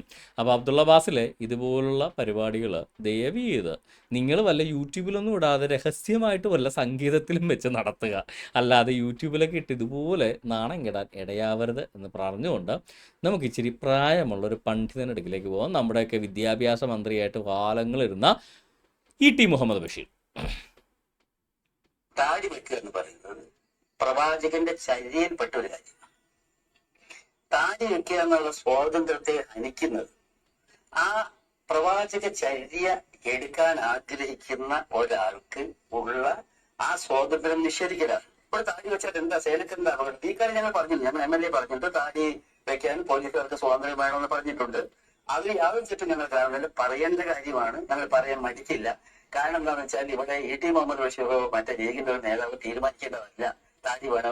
പ്രവാചകൻ നല്ല കാര്യമെന്ന് പറഞ്ഞ കാര്യം അത് നിഷേധിക്കപ്പെടാൻ പാടില്ല എന്ന കാര്യം ഞങ്ങൾ പറഞ്ഞിട്ടുണ്ട്. അപ്പൊ പ്രവാചകൻ നല്ല കാര്യമാണെന്ന് പറഞ്ഞ കാര്യങ്ങൾ നിഷേധിക്കാൻ പാടില്ല. അതുകൊണ്ട് കേരള പോലീസിൽ ഈ എന്താ പറയുക ആട്ടിൻതാടി വെച്ചിട്ട് നടക്കണമെന്ന് ഇനി കേരള പോലീസിലും ഈ മീശ പിടിച്ച് താടി വെക്കുന്ന ഇവരുടെ പ്രസ്ഥാനമില്ലേ, അത് നടക്കണമെന്നാണ് ഈ പറയുന്നത്. ഒരു കാര്യം ചെയ്യും, പാകിസ്ഥാനിലെ ചില പോലീസുകാരുടെ കല അഫ്ഗാനിസ്ഥാനിലെ താലിബാൻ്റെ കുറേ യൂണിഫോം ഉണ്ട്, അതെടുത്തിട്ടുണ്ടോ? അതായിരിക്കും നല്ലത്. ദൈവമേ, നമ്മുടെ മോഹൻലാലൊക്കെ ആ കാലത്തൊക്കെ സിനിമയിൽ അഭിനയിക്കുന്ന. അപ്പോൾ എൻ്റെ പൊന്നു UDF ഭരണത്തിൽ വന്നാൽ ഇനി എന്താ പറയുക പോലീസുകാരുടെ മീശയെല്ലാം പഠിച്ചിട്ട് താടി വെക്കാനൊക്കെ ഇനി ഉത്തരവിറങ്ങുമല്ലോ എന്നോർക്കുമ്പോൾ ശരിക്കും പറഞ്ഞ സങ്കടമുണ്ട്. അപ്പം ഇദ്ദേഹം പറയുന്നത് പ്രവാചകൻ പറഞ്ഞെല്ലാം നല്ല കാര്യങ്ങളാണ്, പ്രവാചകൻ്റെ ചര്യയെല്ലാം പ്രവാചകൻ്റെ ജീവിതചര്യകളെല്ലാം നല്ലതാണ്, അത് ചെയ്യുന്നതിനുള്ള സ്വാതന്ത്ര്യം കൊടുക്കാതിരിക്കുന്ന തെറ്റാണ്, അത് ചെയ്യാനുള്ള സ്വാതന്ത്ര്യമുണ്ട്, അത് ആര് പറഞ്ഞാലും ആര് തീരുമാനിക്കേണ്ടത് MLA യോ മന്ത്രിയോ ഒന്നും തീരുമാനിക്കേണ്ട കാര്യമല്ല, പ്രവാചകൻ പറഞ്ഞു അത് ശരിയാണ് എന്നാണ് ഇദ്ദേഹം പറയുന്നത്. അല്ലയോ സുഹൃത്തെ, താങ്കളുടെ പ്രവാചകൻ 53 വയസ്സുള്ളപ്പോൾ 6 വയസ്സുകാരി ആയിഷയെ കല്യാണം കഴിച്ചില്ലേ? അതും പ്രവാചകൻ്റെ ചര്യ തന്നെയല്ലേ? അല്ലാതെ പ്രവാചകൻ ചരിക്കാൻ നാട്ടുകാർ വന്ന് ചര്യ നടത്തിയല്ലോ, പ്രവാചകൻ തന്നെയല്ലേ ആയിഷനെ കെട്ടിയേ. അപ്പം അത് പ്രവാചകൻ്റെ ചര്യ. അപ്പം പ്രവാചക ചര്യയെല്ലാം നല്ലതാണ്, അത് ചെയ്യാൻ ഞങ്ങളെ അനുവദിക്കണം, അത് ഞങ്ങളുടെ അവകാശമാണ്, അത് അടുത്ത ഭരണം വന്നാൽ ഞങ്ങൾ നടപ്പാക്കുമെന്ന് പറഞ്ഞാൽ എൻ്റെ പൊന്നു മോനെ ഇ.ടി. മുഹമ്മദ് ബഷീർ, പണ്ടൊക്കെ ഞങ്ങളുടെ വിദ്യാഭ്യാസ മന്ത്രി എന്ന് പറഞ്ഞ് ഞാനൊക്കെ സ്കൂളിൽ പഠിക്കുമ്പോൾ പാഠപുസ്തകത്തിൽ കണ്ടിട്ടുണ്ട് നിങ്ങളുടെ പേര്. നിങ്ങളുടെ ഉള്ളിലിരിപ്പോൾ ഇപ്പം ചെറിയ മോശമൊന്നും അല്ലല്ലോ. ഇന്ന് മീശ നാളെ ആയിഷ, ഇന്ന് മീശ നാളെ ചെറിയൊരു BV, അതും പ്രവാചകചര്യ തന്നെ. പ്രവാചകചര്യ നടപ്പാക്കാൻ ഇപ്പോൾ ഒരാൾക്ക് മീശ പഠിച്ച് താടിക്കണം, അവൻ്റെ പേഴ്സണൽ ഒരു ഇൻട്രസ്റ്റിന് വേണ്ടി ഒരു ആപ്ലിക്കേഷൻ കൊടുത്താൽ അത് മനസ്സിലാക്കാം. ഒരാൾക്ക് വ്യക്തിപരമായിട്ട് അങ്ങനെ ചെയ്യണമെന്ന് ആഗ്രഹമുണ്ട്, സർക്കാരിന് അനുവദിക്കാൻ പറ്റുമോ? ഇല്ലയോ? ഇതൊരു എസെൻഷ്യൽ റിലീജിയസ് പ്രാക്ടീസാണ്. ഞങ്ങളുടെ പ്രവാചകൻ്റെ ചര്യ അനുവദിക്കുക എന്നുള്ളത്, ചെയ്യാൻ അനുവദിക്കുക എന്നുള്ളത് ഞങ്ങളുടെ അവകാശമാണ്, അത് ഞങ്ങൾ നടത്തിയിരിക്കും. MLA മന്ത്രിയൊന്നും അല്ലാതെ തീരുമാനിക്കുന്നത്, പ്രവാചകൻ പറഞ്ഞെല്ലാം നല്ലതാണ്, അദ്ദേഹത്തിൻ്റെ ചര്യ ഞങ്ങൾ അനുസരിക്കും എന്ന് പറയുന്ന ഇ.ടി. മുഹമ്മദ് ബഷീർ പറയുന്ന പ്രവാചകചര്യ മീശ വടിക്കുക മാത്രമല്ലല്ലോ, പ്രവാചകൻ്റെ ചര്യ ഒന്നല്ലല്ലോ. 53 വയസ്സുള്ളപ്പോൾ 6 വയസ്സുകാരി ആയിഷയെ കെട്ടിയത് പ്രവാചകചര്യയല്ലേ? ഇനി കല്യാണം കഴിച്ച ഭാര്യയെ വീട്ടിൽ കൊണ്ടുപോകാതെ നിർത്തി കാരണം ചോദിച്ചപ്പോൾ സദക്ക കിട്ടാത്തതുകൊണ്ടാണെന്ന് പറഞ്ഞപ്പോൾ എവിടെന്നോ കടം വാങ്ങിയ കുറച്ച് സ്വർണം കൊണ്ടുവന്ന് സദക്കയായിട്ട് കൊടുത്ത് അമ്മായിയച്ഛൻ അബൂബക്കർ കൊണ്ടുവന്ന് കൊടുത്ത് അന്ന് രാത്രി തന്നെ പെണ്ണിനെയും വിളിച്ചുകൊണ്ട് വീട്ടിൽ കൊണ്ടുപോയി ലൈംഗിക ബന്ധം ആരംഭിച്ച 9 വയസ്സായപ്പോൾ ലൈംഗിക ബന്ധം ആരംഭിച്ച ഈ മുഹമ്മദ് കാണിച്ച ഈ സ്ത്രീധന പരിപാടി, ഈ സദക്ക അമ്മായിയപ്പൻ്റെ നിന്ന് സദക്ക വാങ്ങിച്ചിട്ട് പെണ്ണിനെ കെട്ടിയ പെണ്ണിനെ വീട്ടിൽ വിളിച്ചുകൊണ്ട് പോകുന്ന ഈ സ്ത്രീധന പരിപാടി ഈ പറയുന്ന പ്രവാചകചര്യയല്ലേ? അപ്പം ഇനി അതും അങ്ങ് നിയമപരമായിട്ട് അങ്ങ് സമ്മതിപ്പിക്കാം എന്നാണോ? അപ്പം പ്രവാചകൻ്റെ ചര്യ മുഴുവൻ അങ്ങ് നടപ്പിലാക്കാൻ പോയി കഴിഞ്ഞാൽ നിങ്ങൾ കട്ടപ്പെടും. ഇനി പ്രവാചകൻ നല്ലതാന്ന് പറഞ്ഞ മറ്റൊരു ചര്യ ഞാൻ പരിചയപ്പെടുത്തി തരാം. അത് നമ്മുടെ അബൂബക്കർ നമ്മുടെ എന്താ പറയുക, നമ്മുടെ എം എം അക്ബർ സാഹിബ് കൊച്ചുണ്ണി സെലഫൻറ്റ് ബി എന്ന് പറഞ്ഞ സർട്ടിഫിക്കറ്റ് ചെയ്തൊരു പ്രവാചക ചര്യ കാണിച്ചു തരാം. സഹീൽ ബുഖാരി ബുക്ക് നമ്പർ 67 ഹദീസ് number 1. Narrated by Anas bin Malik, a group of 3 men came to the house of wife of the Prophet. Oh, sorry. ഇതല്ല കേട്ടോ ഞാൻ ഉദ്ദേശിച്ച ഹദീസ്, ഇതല്ല, ഞാൻ ഇപ്പോൾ എടുത്തുതരാം. ഈ പണ്ട് ഇവരുടെ യുദ്ധം നടക്കുന്ന കാലത്ത് യുദ്ധത്തിന് പോയപ്പോൾ പെണ്ണുങ്ങളെ കൂടെ കൊണ്ടുപോയില്ല. അപ്പോൾ പെണ്ണുങ്ങളെ കൂടെ കൊണ്ടുപോകാഞ്ഞപ്പോൾ എന്തു പറ്റി? ഇവർക്ക് ലൈംഗിക ബന്ധം നടത്താൻ ഇവർക്ക് യാതൊരു വിധത്തിലുള്ള സാഹചര്യം. യുദ്ധത്തിന് പോകുമ്പോൾ ഇതിനൊന്നും സമയം കിട്ടാറില്ലല്ലോ. അപ്പോൾ യുദ്ധത്തിന് പോകുമ്പോൾ ഇതിനൊന്നും സമയം കിട്ടാത്തത് കൊണ്ട് ഇവർക്ക് ലൈംഗിക ബന്ധം നടത്താനുള്ള സാഹചര്യമില്ലായിരുന്നു. അങ്ങനെ വന്നു കഴിഞ്ഞപ്പോൾ ഈ പറയുന്ന ഖുറൈശികളെല്ലാം കൂടെ മുഹമ്മദ് അടുക്കൽ വന്നിട്ട് പറഞ്ഞു, അല്ലയോ മുഹമ്മദെ, ഞങ്ങൾക്ക് മുട്ടിയിട്ട് മേലെ ഞങ്ങളെ ഞങ്ങളുടെ ലിംഗം അങ്ങ് ഛേദിച്ച് കളയട്ടെ എന്ന് ചോദിച്ചു. അപ്പോൾ ഇത് പറഞ്ഞപ്പോൾ മുഹമ്മദ് എന്ത് പറഞ്ഞു? നിങ്ങൾ ലിംഗം ഛേദിക്കേണ്ട, നിങ്ങൾ താൽക്കാലികമായി സുഖത്തിന് വേണ്ടി താൽക്കാലിക നിക്കാഹ് കഴിച്ചോളാൻ പറഞ്ഞു. അതിനുവേണ്ടി പ്രതിഫലം എന്തെങ്കിലും കൊടുത്താൽ മതി.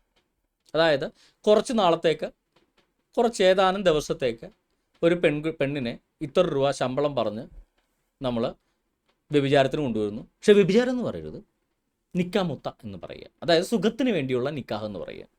നിക്കാഹ് എന്ന് വെച്ചാൽ തന്നെ ലൈംഗിക ബന്ധമാണ്. സുഖത്തിന് വേണ്ടിയുള്ള നിക്കാഹ് അഥവാ ലൈംഗിക ബന്ധം എന്ന് പറയാം. എന്നിട്ടോ ഇത്ര കാലാവധി കഴിയുമ്പോൾ പറഞ്ഞ പ്രതിഫലം കൊടുത്ത് ആ പെണ്ണിനെ പറഞ്ഞു വിടുക. നമ്മുടെ നാട്ടിലേക്ക് ഇതിനെ വ്യഭിചാരം എന്ന് പറയും, പ്രോസ്റ്റിറ്റ്യൂഷൻ എന്ന് പറയും.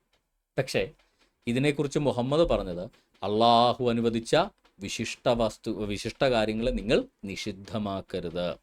അപ്പോൾ മുഹമ്മദിൻ്റെ ഭാഷയിൽ ഞാൻ ആ ഹദീസ് എടുത്ത് നിങ്ങൾക്കൊന്ന് വായിച്ചു തരാം.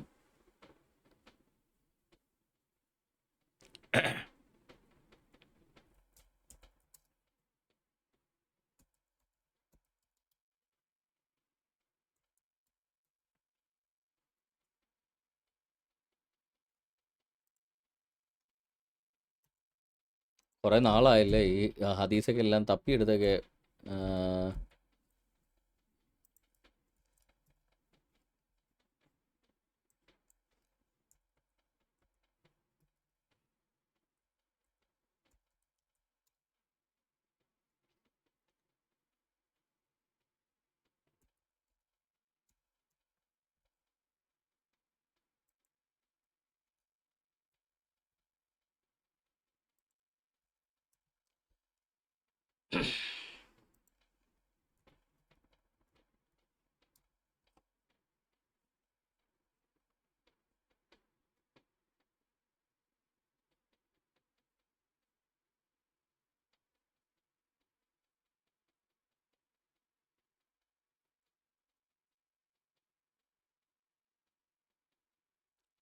ഓക്കെ, ഞാനത് ഇപ്പം തന്നെ അങ്ങ് എടുത്ത് കാണിക്കാം. ഒരു സെക്കൻഡ്.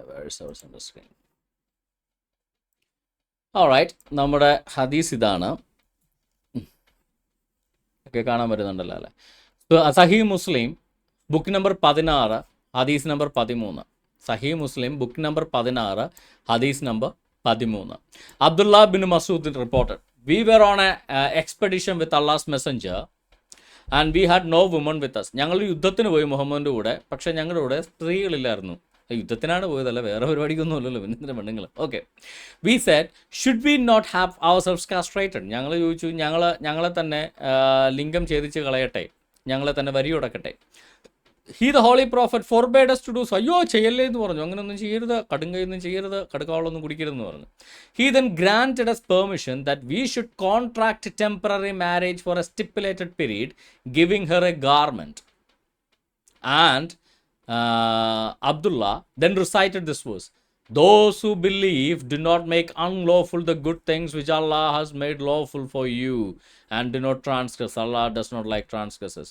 അങ്ങനെ ഇറങ്ങിയ ആയത്താണ് ഖുർആനിലെ 5-ാമത്തെ സൂറ 87-ാമത്തെ സൂറത്ത് അൽ മാഇദ 5-ാമത്തെ സൂറ 87-ാമത്തെ ആയത്ത് അങ്ങനെയാണ് ഇറങ്ങിയത്. അതായത് 3 രാത്രിത്തേക്ക്, അത് മറ്റ് ഇതിന് ഹദീസിനകത്തേക്ക് പറയുമ്പോൾ 3 രാത്രിയാണ് അതിൻ്റെ കാലാവധി പറയുന്നത്.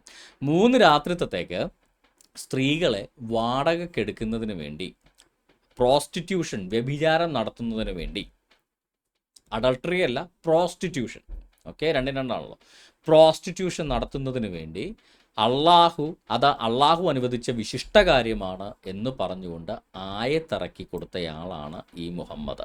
ഈ മുഹമ്മദിൻ്റെ ചര്യയും നടപ്പിലാക്കണം എന്നാണോ നമ്മുടെ ET മുഹമ്മദ് സാറ് പറയുന്നത്?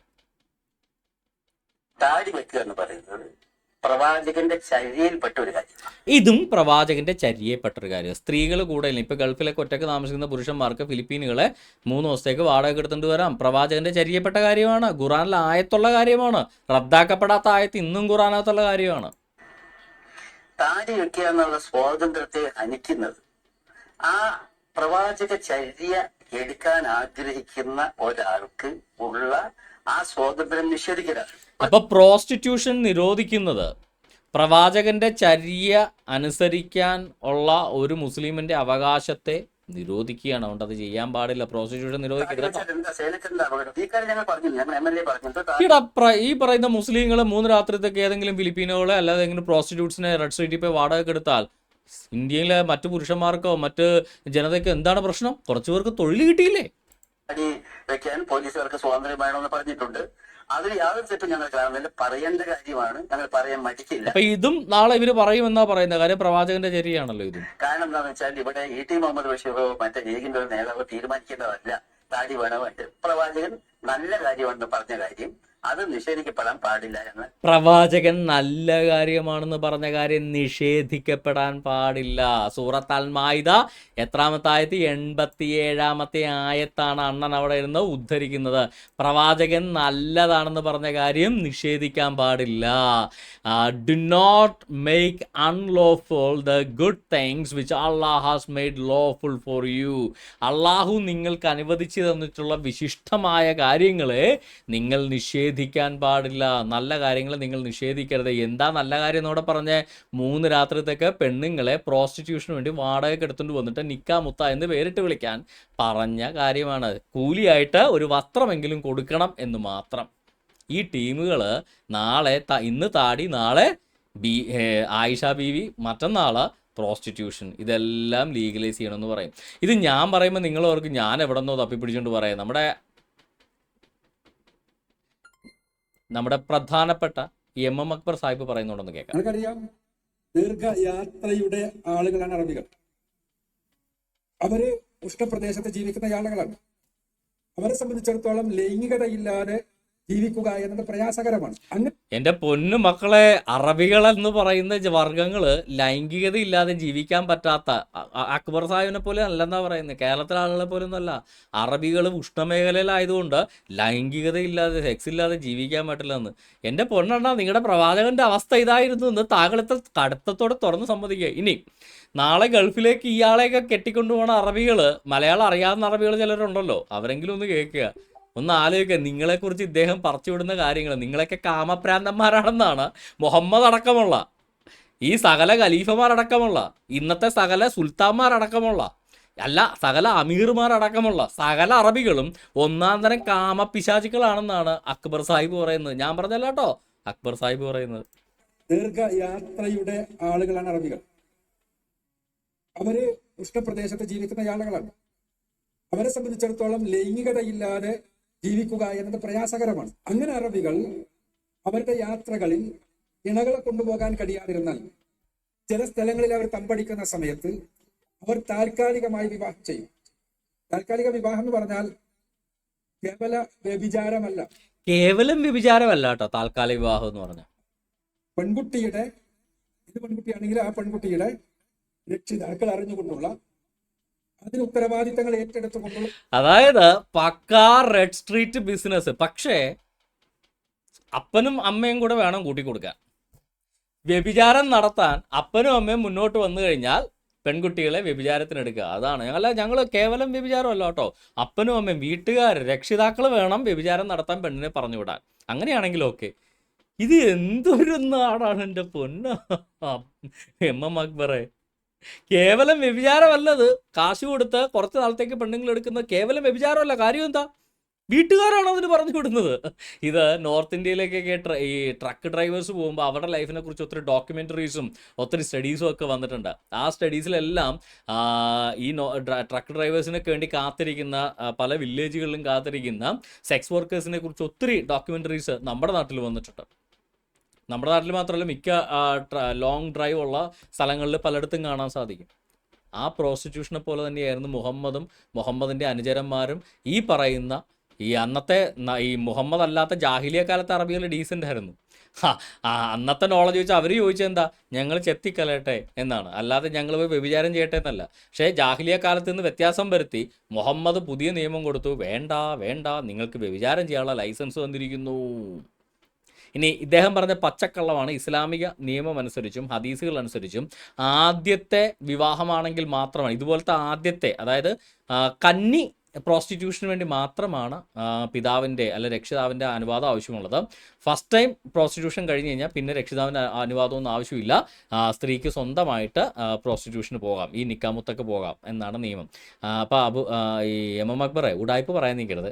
രക്ഷിതാവിൻ്റെ ഇതൊന്നും ആവശ്യമില്ല. പെണ്ണിന് സ്വന്തമായിട്ടും ഇത്തരത്തിലുള്ള നിക്കാമുത്ത എന്ന വ്യഭിചാരം നടത്താം.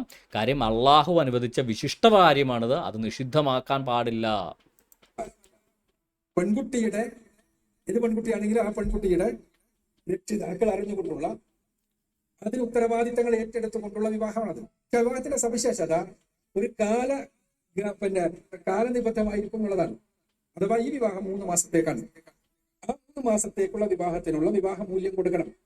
ആ വിവാഹ മൂല്യം കൊടുക്കുമ്പോൾ ആ പ്രവാചകൻ സല്ലല്ലാഹു അലൈഹി വസല്ലമയോടൊപ്പം ദീർഘകാലം തമ്പടിച്ചുകൊണ്ട് യുദ്ധം ചെയ്യുവാൻ വേണ്ടി വന്ന സഹാബിമാരിൽ ചിലർക്ക് സ്വാഭാവികമായും അവർ തുടർന്നു വന്നിരുന്ന ഒരു സമ്പ്രദായം റസൂലുള്ളാഹി സ്വല്ലല്ലാഹു അലൈഹി വസല്ലം ആദ്യകാലത്ത് അനുവദിച്ചിരുന്നു. എന്ത് തള്ളാണ് ഇത്! ജാഹിലിയ കാലത്ത് അറബികൾ തുടർന്നു വന്നിരുന്നൊരു സമ്പ്രദായം മുഹമ്മദ് അനുവദിച്ചു കൊടുത്തതാണോ? അല്ല, അള്ളാഹു നിങ്ങൾക്ക് അനുവദിച്ചു തന്ന വിശിഷ്ട കാര്യമാണിത്, ഇത് നിങ്ങൾ നിഷിദ്ധമാക്കരുത് എന്ന് പറഞ്ഞുകൊണ്ട് മുഹമ്മദ് അത് നിഷിദ്ധമാക്കുന്നതിനെ തടയുകയാണ് ചെയ്തത്. വ്യഭിചാരത്തെ നിഷിദ്ധമാക്കാൻ പാടില്ല എന്ന് പറഞ്ഞിട്ട് മുഹമ്മദ് തടയുകയാണ് ഇവിടെ ചെയ്തത്. ജാഹിലിയ കാലത്തെ ഐഡിയ വെച്ചിട്ട് ജനങ്ങൾ മുഹമ്മദിനോട് ചോദിച്ചെന്താ, ഞങ്ങൾ പോയി വ്യഭിചാരം ചെയ്യട്ടെ പഴയ കാലത്തെ പോലെ? അങ്ങനെയാണോ?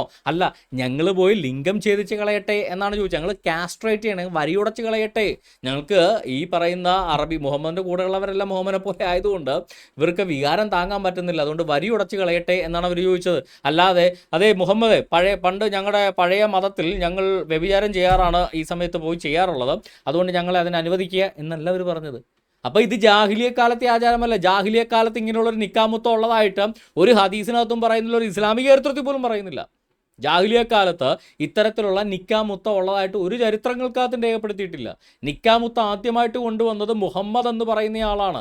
അദ്ദേഹം വരിയുടച്ച് കളയട്ടെ എന്ന് പറഞ്ഞ സഹാബികളുടെ അടുക്കൽ വേണ്ട, നിങ്ങൾ വ്യഭിചാരത്തിന് പൊക്കോളൂ, അത് അള്ളാഹു അനുവദിച്ചു തന്നിട്ടുള്ള വിശിഷ്ട കാര്യമാണെന്ന് പറഞ്ഞുകൊണ്ട് വ്യഭിചാരത്തിന് പറഞ്ഞു വിട്ടയാളാണ് മുഹമ്മദ്.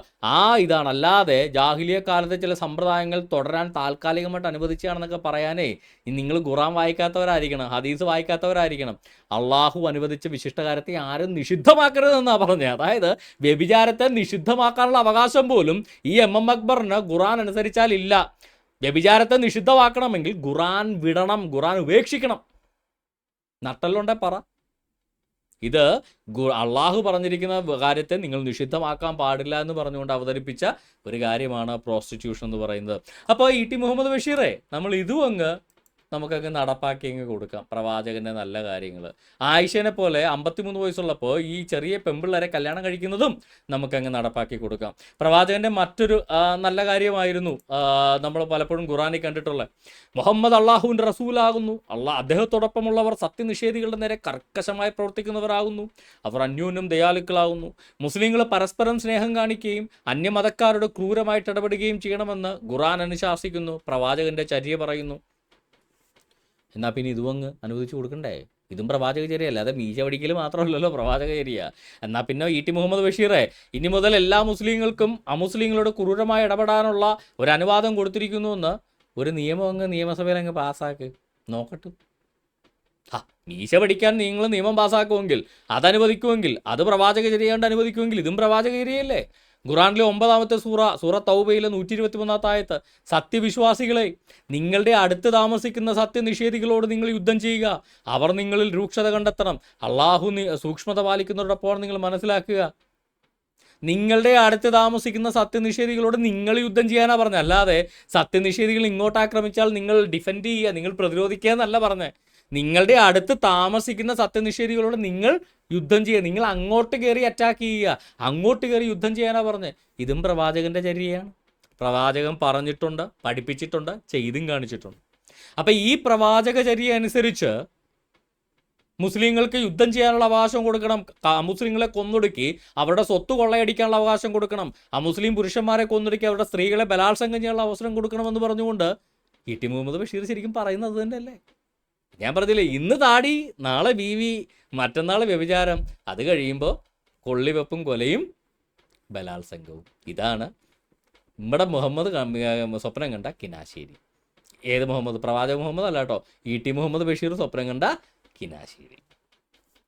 ഇതിൻ്റെയൊക്കെ ഭീകരത മനസ്സിലാക്കണമെങ്കിൽ ഈ പറഞ്ഞ ആയത്തിൻ്റെ തഫ്സീർ ഒന്ന് എടുത്തു നോക്കിയാൽ, തഫ്സീർ അൽ ജലാലൈൻ, ഇമാം അൽ സുയൂത്തിയുടെ തഫ്സീർ അൽ ജലാലൈനകത്ത് പറഞ്ഞിരിക്കുന്നത് കണ്ടോ, O you who believe fight those of the disbelievers who are near to you, that is the nearest followed by the next nearest.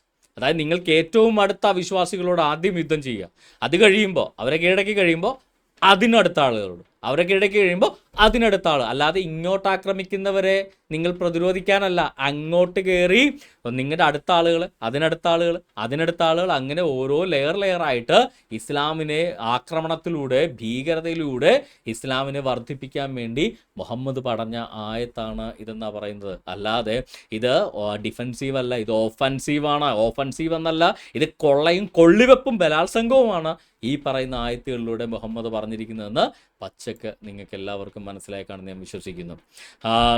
സഹീഹ് മുസ്ലിമിൽ മുഹമ്മദിൻ്റെ മറ്റൊരു ചര്യ, ബുക്ക് നമ്പർ 1 ഹദീസ് number 34, I have been commanded to fight against people till they testify the fact that there is no god but Allah, ലാ ഇലാഹ ഇല്ലല്ലാഹ് എന്ന് സാക്ഷ്യം പറയുന്നത് വരെ ജനങ്ങളോട് യുദ്ധം ചെയ്യാനാണ് എന്നോട് കൽപ്പിക്കപ്പെട്ടിരിക്കുന്നത് എന്ന് മുഹമ്മദ് പറഞ്ഞിരിക്കുമ്പോൾ, എൻ്റെ ചര്യ ഇതാണ്, എൻ്റെ കൽപ്പന ഇതാണ്, എനിക്ക് ലഭിച്ചിട്ടുള്ള കൽപ്പന ഇതാണെന്ന് പറഞ്ഞുകൊണ്ട് ജനങ്ങളെ മുഹമ്മദ് പഠിപ്പിച്ചപ്പോൾ, ഇതും മുഹമ്മദിൻ്റെ ചര്യ, ലാ ഇലാഹ ഇല്ലല്ലാഹ് എന്ന് പറയുന്നത് വരെ ജനങ്ങളോട് യുദ്ധം ചെയ്യണം. ഇതല്ലേ വാര്യംകുന്നം നടത്തിയത്? ഇതല്ലേ തുബ്യൂർ കിടക്കുന്ന കഴുത്ത് വെട്ടി വീണ കഴുത്തുകളുടെ മീൻസ് തലകളുടെ ഛേദിക്കപ്പെട്ട് കിണറ്റിക്കിടക്കുന്ന, തലയില്ലാതെ കിടക്കുന്ന ശരീരങ്ങളോട് ഇവർ ചെയ്തത് ഇത് തന്നെയല്ലേ? അന്ന് മലപ്പുറത്ത് ചെയ്തു, അല്ലെ കോഴിക്കോട് ചെയ്തു, അല്ലെങ്കിൽ അന്നത്തെ ഖിലാഫത്ത് പ്രസ്ഥാനത്തിൻ്റെ കേന്ദ്ര സ്ഥലങ്ങളിലെല്ലാം ഇവർ മുസ്ലിങ്ങളെ കൊല വിളിച്ചു. എന്തുകൊണ്ടാണ്? ഒന്നുകിൽ ലാ ഇലാഹ ഇല്ലല്ലാഹ് എന്ന് പറയുക, അല്ലെങ്കിൽ കൊല്ലപ്പെടുക. ഇത് പ്രവാചകന്റെ ചര്യ. ഇമ്മാതിരെ ക്രൂരതയും അന്യമത വിദ്വേഷവും ഇസ്ലാം അല്ലാത്ത എല്ലാവരെയും കൊന്നൊടുക്കാനും പഠിപ്പിക്കുന്ന ഈ ഖുറാനെയും സുന്നത്തിനെയും ഹദീസിനെയും വെച്ചുകൊണ്ട്, അയ്യോ നമ്മുടെ ഒരു പാവം. യേശുവിന്റെ ഈസാ നബിയുടെ പേര് 25 തവണയും മിശീഹ എന്ന പേര് 11 തവണയും, അങ്ങനെ 36 വട്ടം യേശുവിനെയും 140 വട്ടം മോശയെയും 17 പ്രവാചകന്മാരുടെ പേരുകൾ മുഹമ്മദ് നബിയുടെ പേരിനേക്കാൾ ഖുർആനിൽ അള്ളാഹു പരാമർശിച്ചിരിക്കുന്നു. ഇത് അത്ഭുതകരമായ ഒരു പ്ലൂറലിസമാണ്.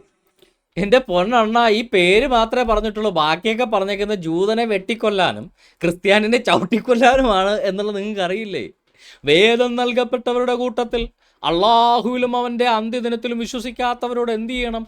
ഇസ്ലാം മതത്തെ മതമായി സ്വീകരിക്കാത്തവരോട് എന്ത് ചെയ്യണം? അവരോട് യുദ്ധം ചെയ്തോളൂ. ഇത് എവിടെയാണ് സഹോദര ബഹുസ്വരത? I have been commanded to fight against people till they testify to the fact that there is no God but Allah, la ilaha illallah എന്ന് സാക്ഷ്യം പറയുന്നവരെ ജനങ്ങളോട് യുദ്ധം ചെയ്യാൻ പറഞ്ഞത് ബഹുസ്വരതയാണോ സഹോദര? ഖുറാനകത്ത് 10 വട്ടം യേശു എന്ന് എഴുതിയ ബഹുസ്വരതയാവുന്ന താങ്കളോട് ആരാ പറഞ്ഞേ? ഖുറാനകത്ത് 10 വട്ടം പ്രവാചകൻ എന്ന് എഴുതിയ ബഹുസ്വരതയാവുന്ന താങ്കളോട് ആരാ പറഞ്ഞേ? അന്യമതക്കാരെ കൊന്നൊടുക്കണമെന്ന് പറഞ്ഞിട്ട് പറയുക ബഹുസ്വരതയാ. കാര്യം എന്താ? ഖുറാനകത്ത് മേരി എന്ന് പറഞ്ഞിട്ടുണ്ട്. ഖുറാനകത്ത് യേശു എന്നും മേരി എന്നും മാത്രമല്ല പറഞ്ഞേക്കുന്നത്. ഖുറാനകത്ത് എട്ടുകാലി എന്നും പശു എന്നും എന്താ പറയുക എന്തൊക്കെയാ പുകയെന്നും പിന്നെന്തൊക്കെയാ ഉള്ളത്, ഉറുമ്പെന്നും തേനീച്ചയെന്നും, ഇനി പറയാനൊന്നും ബാക്കിയില്ല. കവികളുടെ പേര് വരെ ഖുറാനിൽ സൂറ വരെ ഉണ്ട്.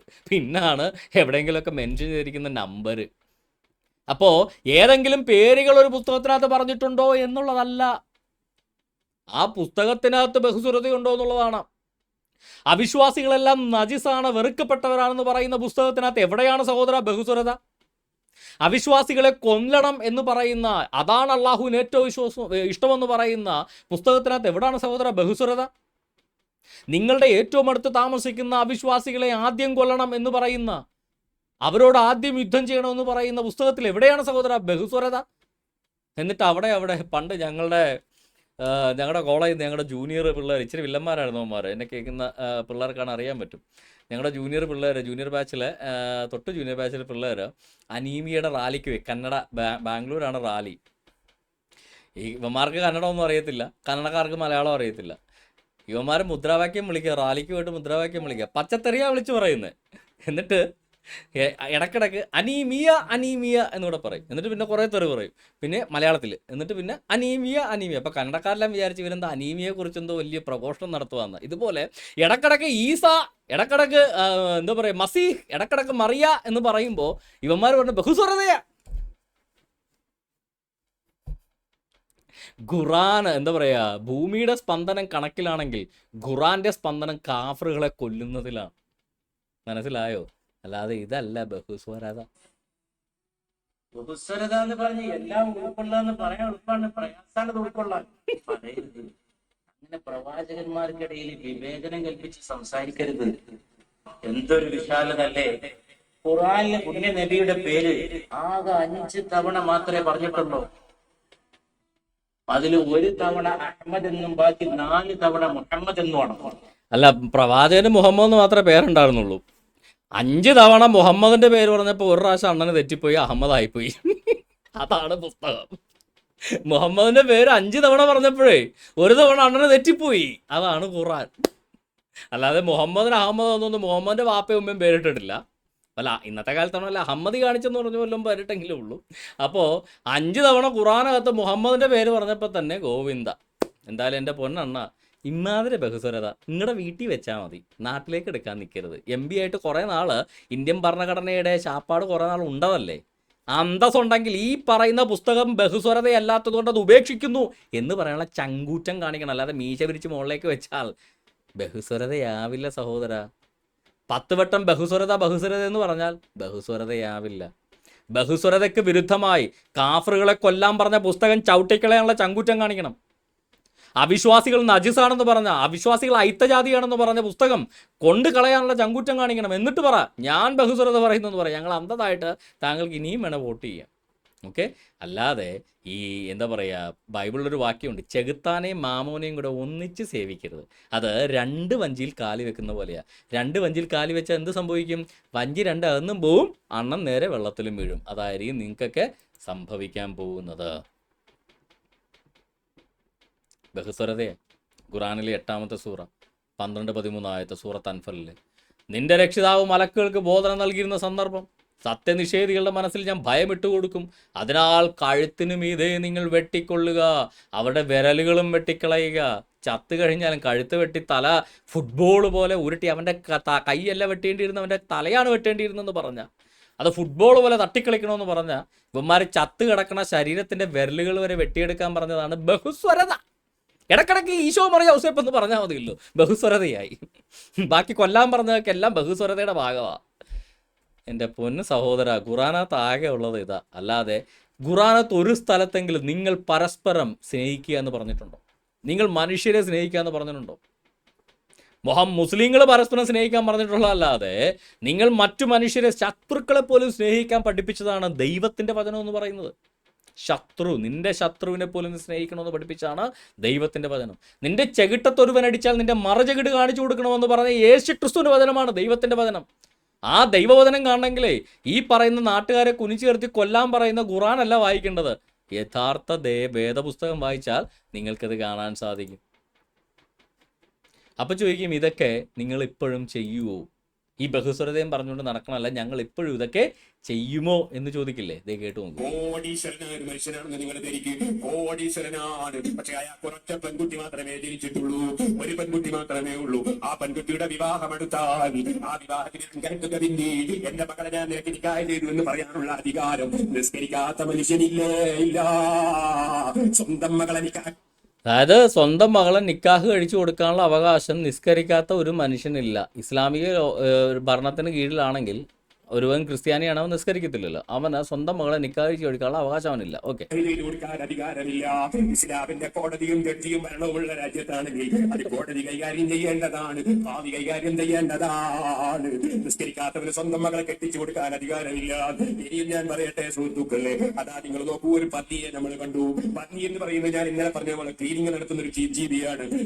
എത്ര അവശിഷ്ടങ്ങളാണ് കുറ്റ്യാടി ടൗണിൽ നിന്ന് പന്നിക്ക് കൊടുക്കാൻ വേണ്ടി പലരും എടുത്തുകൊണ്ട് പോകുന്നത്. അതുകൊണ്ട് എത്ര മാലിന്യമാണ് നമുക്ക് ഒഴിവായി കിട്ടുന്നത്. അപ്പൊ ക്ലീനിങ്ങിന് വേണ്ടി ഉള്ള പഠിച്ചൊരു ജീവിയാണത്.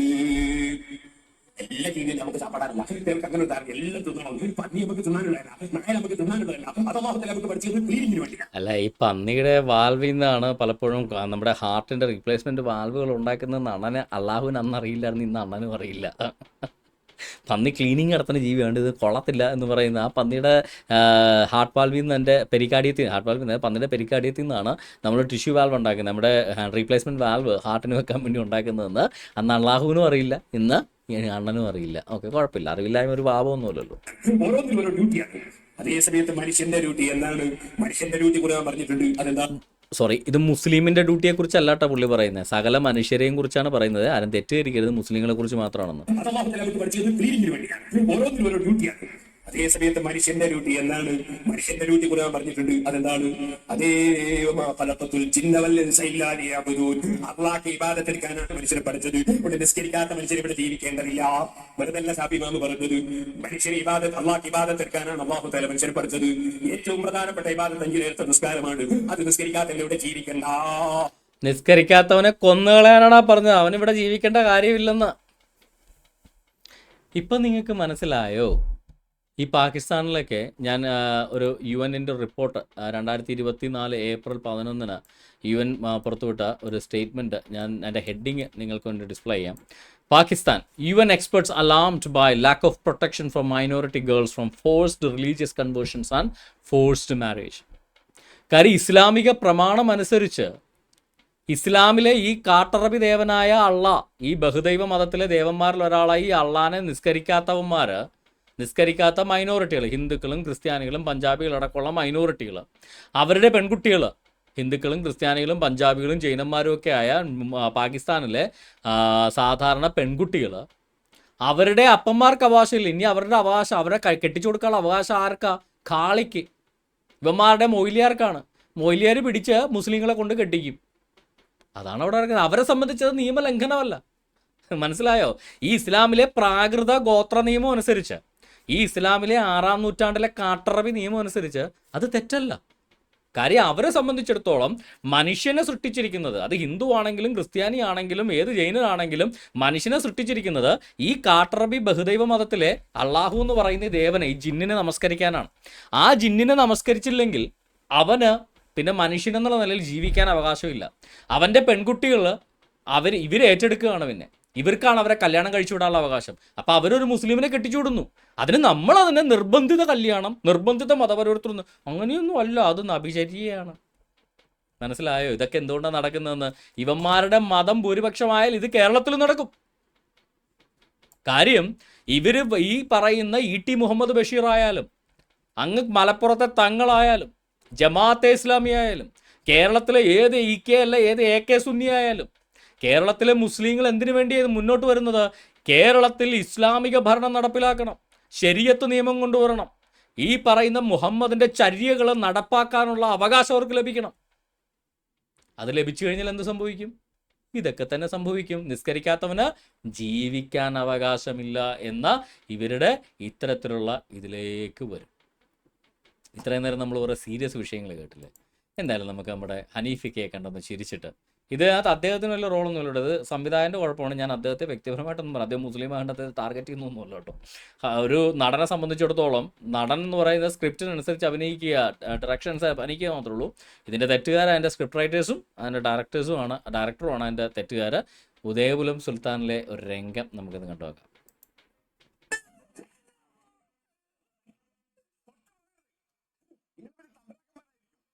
ഒരു പാവപ്പെട്ടവരെ തല്ലിച്ചെടുക്കുന്ന നായിന്റെ മക്കളെ നമ്മൾ അനുവദിക്കില്ല. കൂടുതൽ ജോലി കളിച്ചിട്ട് വാടാ, നമുക്കൊണ്ട് പകരം പോലെ വീട്, ഹിന്ദുവിന്റെ നസാനിക്ക് കേരളം മാറ്റാതെ എഴുതി വെക്കാത്ത വീട്, മനുഷ്യന്മാർ താമസിക്കുന്ന വീട്. ഉദയപുരം സുൽത്താൻ എന്ന് പറയുന്ന ഒരു സിനിമയിൽ ഉണ്ടായ ഒരു സീനാണ്. അഗസ്റ്റിൻ എന്ന് പറയുന്ന ക്രിസ്ത്യാനിയായ ചായക്കടക്കാരൻ അഗസ്ത്യ നമ്പൂതിരി എന്ന പേരിൽ നമ്പൂതിരിയായിട്ട് പൂണൂലൊക്കെ കെട്ടി അണ്ണൻ വേഷം മാറി കോലോത്ത് കയറി കിച്ചണിൽ ചായ അടിക്കുക. തെറ്റാണ്. ഈ പറയുന്ന അയിത്തം ഹിന്ദുക്കൾ ചെയ്താലും തെറ്റാണ്, ആര് ചെയ്താലും തെറ്റാണ്. ഓക്കെ, നല്ല കാര്യം. അയിത്തം ചെയ്യുന്നത് തെറ്റ് തന്നെയാണ്. അപ്പോൾ ക്രിസ്ത്യാനി അഗസ്റ്റിൻ ചായ ഉണ്ടാക്കി കൊടുക്കുമ്പോൾ ജഗതി ചോദിക്കുകയും ചെയ്യും, എന്താ ഈ ചായക്കൊരു നസ്രാണി ചെവ? അപ്പോൾ അഗസ്റ്റിൻ തിരിച്ച് നല്ലൊരു ചോദ്യം ചോദിക്കുന്നുണ്ട്, എന്തേ താൻ നസ്രാണിയെ പണ്ട് നക്കി നോക്കിയിട്ടുണ്ടോ എന്ന് ചോദിക്കുന്നുണ്ട്. ഓക്കെ, പക്ഷെ അതിൻ്റെ അകത്തൂടെ ഇസ്ലാം മതത്തെ അങ്ങ് തിരികെ കയറ്റി അങ്ങ് ഗ്ലോറിഫൈ ചെയ്യാനാണ് ഈ ഒരു രംഗം മനഃപൂർവ്വം അതിനകത്ത് കൊണ്ടിട്ടത്. ഈ പറയുന്ന എന്തെങ്കിലും ഒരു മേന്മ ഇസ്ലാമിനുണ്ടെങ്കിൽ ഈ രംഗത്തെ ഞാൻ കൈയടിക്കാം. ഈ അഗസ്ത്യൻ, ഈ വിളിച്ചുകൊണ്ട് പോകുന്ന കോയ, ഹനീഫിക്ക് അവിടെ നിൽക്കട്ടെ, ഹനീഫിക്ക് ഒരു കഥാപാത്രമാണ്. ഈ വിളിച്ചുകൊണ്ട് പോകുന്ന ഒരു കോയ, ഈ അഗസ്ത്യനെ, ചായക്കടക്കാരൻ അഗസ്ത്യനെ വിളിച്ചുകൊണ്ട് പോയി. ഈ അഗസ്ത്യൻ നാളെ ഒരു കോഴീനെ കൊന്ന് കറി വെച്ച് ബിരിയാണി ആക്കിയാൽ ഇവന്മാർ കഴിക്കുമോ? ഇല്ല, അത് ഹറാമ, അത് ഹലാലല്ല എന്ന് പറയും. എന്തുകൊണ്ട് ഹലാലല്ല? കോഴി വല്ല ചീഞ്ഞ കോഴിയാണോ? അല്ല, നല്ല കോഴിയാണ്. പിന്നെ എന്തുകൊണ്ട് ഹലാലല്ല? അതേ, അമുസ്ലിം അറുത്ത കോഴി ഹലാലല്ല, അത് അശുദ്ധമാണ്. കാര്യം എന്താ? അമുസ്ലിം നജിസാണ്, അവൻ അശുദ്ധനാണ് എന്നാണ് ഖുറാൻ പഠിപ്പിക്കുന്നത്. ഖുറാനിലെ തൗബ 9-ാമത്തെ സൂറ 28-ാമത്തെ ആയത്ത്, സത്യവിശ്വാസികളെ, അത് നമ്മുടെ വലിയ മുസ്ലിങ്ങളാണല്ലോ, ഖുറാനിൽ സത്യവിശ്വാസി എന്ന് പറയുന്ന മുസ്ലിങ്ങളായിരിക്കുമല്ലോ. ഓക്കെ, സത്യവിശ്വാസികളെ, ബഹുദൈവ വിശ്വാസികൾ നജിസ് അഥവാ അശുദ്ധരാകുന്നു. അതുകൊണ്ട് അവർ ഈ കൊല്ലത്തിന് ശേഷം മസ്ജിദുൽ ഹറാമിനെ സമീപിക്കരുത്. അവരുടെ അമ്പലം പിടിച്ചെടുത്ത് അവരുടെ വിഗ്രഹങ്ങൾ എടുത്ത് എറിഞ്ഞു കളഞ്ഞതിന് ശേഷം അവർ ഇനി മുതൽ അവരുടെ അമ്പലത്തിൽ പ്രവേശിക്കാൻ പാടില്ല എന്ന് പറഞ്ഞ് എന്താ പറയുക, ഫത്വ ഇറക്കിയേക്കാണ് മുഹമ്മദ് അവിടെ ചെയ്യുന്നത്. അതിപ്പോൾ ശബരിമല മുസ്ലിങ്ങൾ പിടിച്ചെടുത്ത് വെച്ചും ഇനി മുതൽ ഹിന്ദുക്കൾ ശബരിമലയിൽ കയറാൻ പാടില്ല എന്ന് പറയുന്ന പോലുള്ളൊരു പരിപാടി. പണ്ടേ ഇതാണ് ഇവരുടെ കയ്യിരിപ്പ്. എന്നിട്ട് ബാബർ മസ്ജിദ് എന്ന് പറയുക. അവർ പൊളിച്ച സാധനം തിരിച്ചു പണിതാൽ അത് പ്രശ്നം. ഞമ്മൻ്റെ പൊളിക്കാൻ പാടില്ല, നമ്മളെല്ലാവരുടെയും പൊളിക്കും. ഓക്കെ, എന്തെങ്കിലും ആട്ടെ. അപ്പോൾ സത്യവിശ്വാസികളെ, ബഹുദൈവ വിശ്വാസികൾ അശുദ്ധരാകുന്നു. അപ്പോൾ ഈ വിളിച്ചുകൊണ്ട് പോകുന്ന അഗസ്റ്റിൻ ഒരു കോഴിയെ അറുത്ത് കറി വെച്ചാൽ അവൻ അറുത്തു, അവൻ ക്രിസ്ത്യാനി ആയതുകൊണ്ട്, അവൻ അമുസ്ലിം ആയതുകൊണ്ട്, അവൻ അറുത്തത് കൊണ്ട് ആ കോഴി ഹലാലല്ല, ഹറാമാണ്, അത് അശുദ്ധമാണ് എന്ന് പറഞ്ഞുകൊണ്ട് മാറ്റി നിർത്തുന്ന ഇവന്മാരാണോ അയിത്തം പഠിപ്പിക്കുന്നത്? ഹിന്ദുക്കൾ ചെയ്യുന്നതിനേക്കാൾ വലിയ അയിത്തമാണ് ഈ മുസ്ലിങ്ങൾ ചെയ്യുന്നത്. ഒരു എന്താ പറയുക, ഇപ്പം ഏതൊരു ഹിന്ദു ആണെങ്കിലും ഏത് ബ്രാഹ്മണനാണെങ്കിലും ഒരു കീഴ്ജാതിക്കാരൻ വിതച്ച് കൊയ്തു കൊണ്ടുവരുന്ന നെല്ല് പുഴുങ്ങി അന്തസ്സായിട്ട് വെട്ടി ഉരുട്ടി അങ്ങ് വിഴുങ്ങും. കീഴ്ജാതിക്കാരൻ വേർപ്പൊഴുക്കി, പണ്ടത്തെ കാലത്തെ കാര്യമായിട്ട് ഇന്നത്തെ കാലത്തെ കാര്യം എന്നല്ല ഞാൻ പറയുന്നത്, പണ്ടത്തെ കാലത്തെ കാര്യമാണ്. ഇന്നത്തെ കാലത്ത് ആരും അങ്ങനെ അയിത്തമുള്ളതായിട്ട് പോലും നമ്മുടെ നാട്ടിലെങ്ങനെ കാണാറില്ല. ഇനി പണ്ടത്തെ കാലത്തെ കാര്യം എടുത്താൽ പോലും കീഴ്ജാതിക്കാരെ ഉണ്ടാക്കി കൊടുക്കുന്ന ഈ പറയുന്ന വാഴപ്പഴം ഉരുട്ടി കഴിക്കുന്നതിൽ യാതൊരു അയിത്തവും ഇല്ല. പക്ഷെ മുസ്ലിങ്ങൾ, ഒരു അമുസ്ലിം ആണെങ്കിൽ അവൻ ഒരു കോഴിയെ അറുത്താൽ, ഒരു ആടിനെ അറുത്താൽ, ഒരു മാംസം കറി വെച്ച് കൊടുത്താൽ അത് അവർക്ക് അശുദ്ധമാണ്. കാര്യം ഇവൻ അമുസ്ലിം ആയതുകൊണ്ട് ആ മാംസം അശുദ്ധമാണ് എന്ന് പറയുന്ന ഇത്തരത്തിലുള്ള ഉഡായിപ്പുള്ള, അയിത്തമുള്ള, അമുസ്ലിങ്ങളെ അശുദ്ധരായിട്ട് കാണുന്ന ഇത്തരത്തിലുള്ളൊരു വികൃത മതം വെച്ചിട്ട് ഇമ്മാതിരെ ഗ്ലോറിഫൈ ചെയ്തൊക്കെ പണ്ടൊക്കെ ഞാനൊക്കെ സ്കൂളിലൊക്കെ കൈയടിച്ചിട്ടുണ്ട്. പക്ഷേ ഇമ്മാതിരെ വൃത്തികേടാണ് ഇസ്ലാം എന്ന് പറഞ്ഞപ്പോൾ ഇതിനകത്ത് കോമഡിയല്ല വരുന്നത്. ശരിക്കും പറഞ്ഞാൽ ഇസ്ലാമിൻ്റെ ഒരു ട്രാജഡിയാണ്. ഇതുപോലെ പല സിനിമകളിലും ഇസ്ലാമിനെ ഗ്ലോറിഫൈ ചെയ്യാൻ വേണ്ടി നുണ പറഞ്ഞ് 5 ഡയലോഗ് അടിച്ച് ഇവന്മാരൊക്കെ പതുക്കെ ഫണ്ടിറക്കി ഗ്ലോറിഫൈ ചെയ്തുകൊണ്ട് വരികയായിരുന്നു. അപ്പോഴാണ് ഈ സോഷ്യൽ മീഡിയ വന്ന് ഇടുത്തി പോലെ ഇസ്ലാമിൻ്റെ തലയിലേക്ക് വീണത്. അപ്പം പിന്നെ പണ്ട് പ്രവാചകൻ വ്യഭിചാരം ചെയ്യാൻ പറഞ്ഞു, പക്ഷേ അത് നിങ്ങൾ ഉദ്ദേശിക്കുന്ന വ്യഭിചാരമല്ല, വീട്ടുകാരുടെ സമ്മതത്തോടുള്ള വ്യഭിചാരമാണ് എന്നൊക്കെ വരെ പറയേണ്ട ഗതികേടിൽ എം അക്ബർ സാഹിബിനെയൊക്കെ എത്തിച്ചത്. എന്തായാലും ഇത്രയും നേരം നമ്മുടെ ഹനീഫിക്കയുടെയൊക്കെ നല്ല അഭിനയമൊക്കെ കണ്ട എല്ലാവർക്കും നന്ദി. ഇത്രയും നേരം എന്നെ കേട്ട എല്ലാവർക്കും കർത്താവായ യേശു ക്രിസ്തു നാമത്തിൽ എന്നെ നന്ദിയും സ്നേഹവന്ദനത്തെ അറിയിക്കുന്നു. നമുക്ക് നമ്മുടെ ക്ലബ് ഹൗസ് പാട്ടിലേക്ക് കടക്കാം. ദൈവം നിങ്ങളെല്ലാവരും ധാരാളമായിട്ട് അനുഗ്രഹിക്കട്ടെ.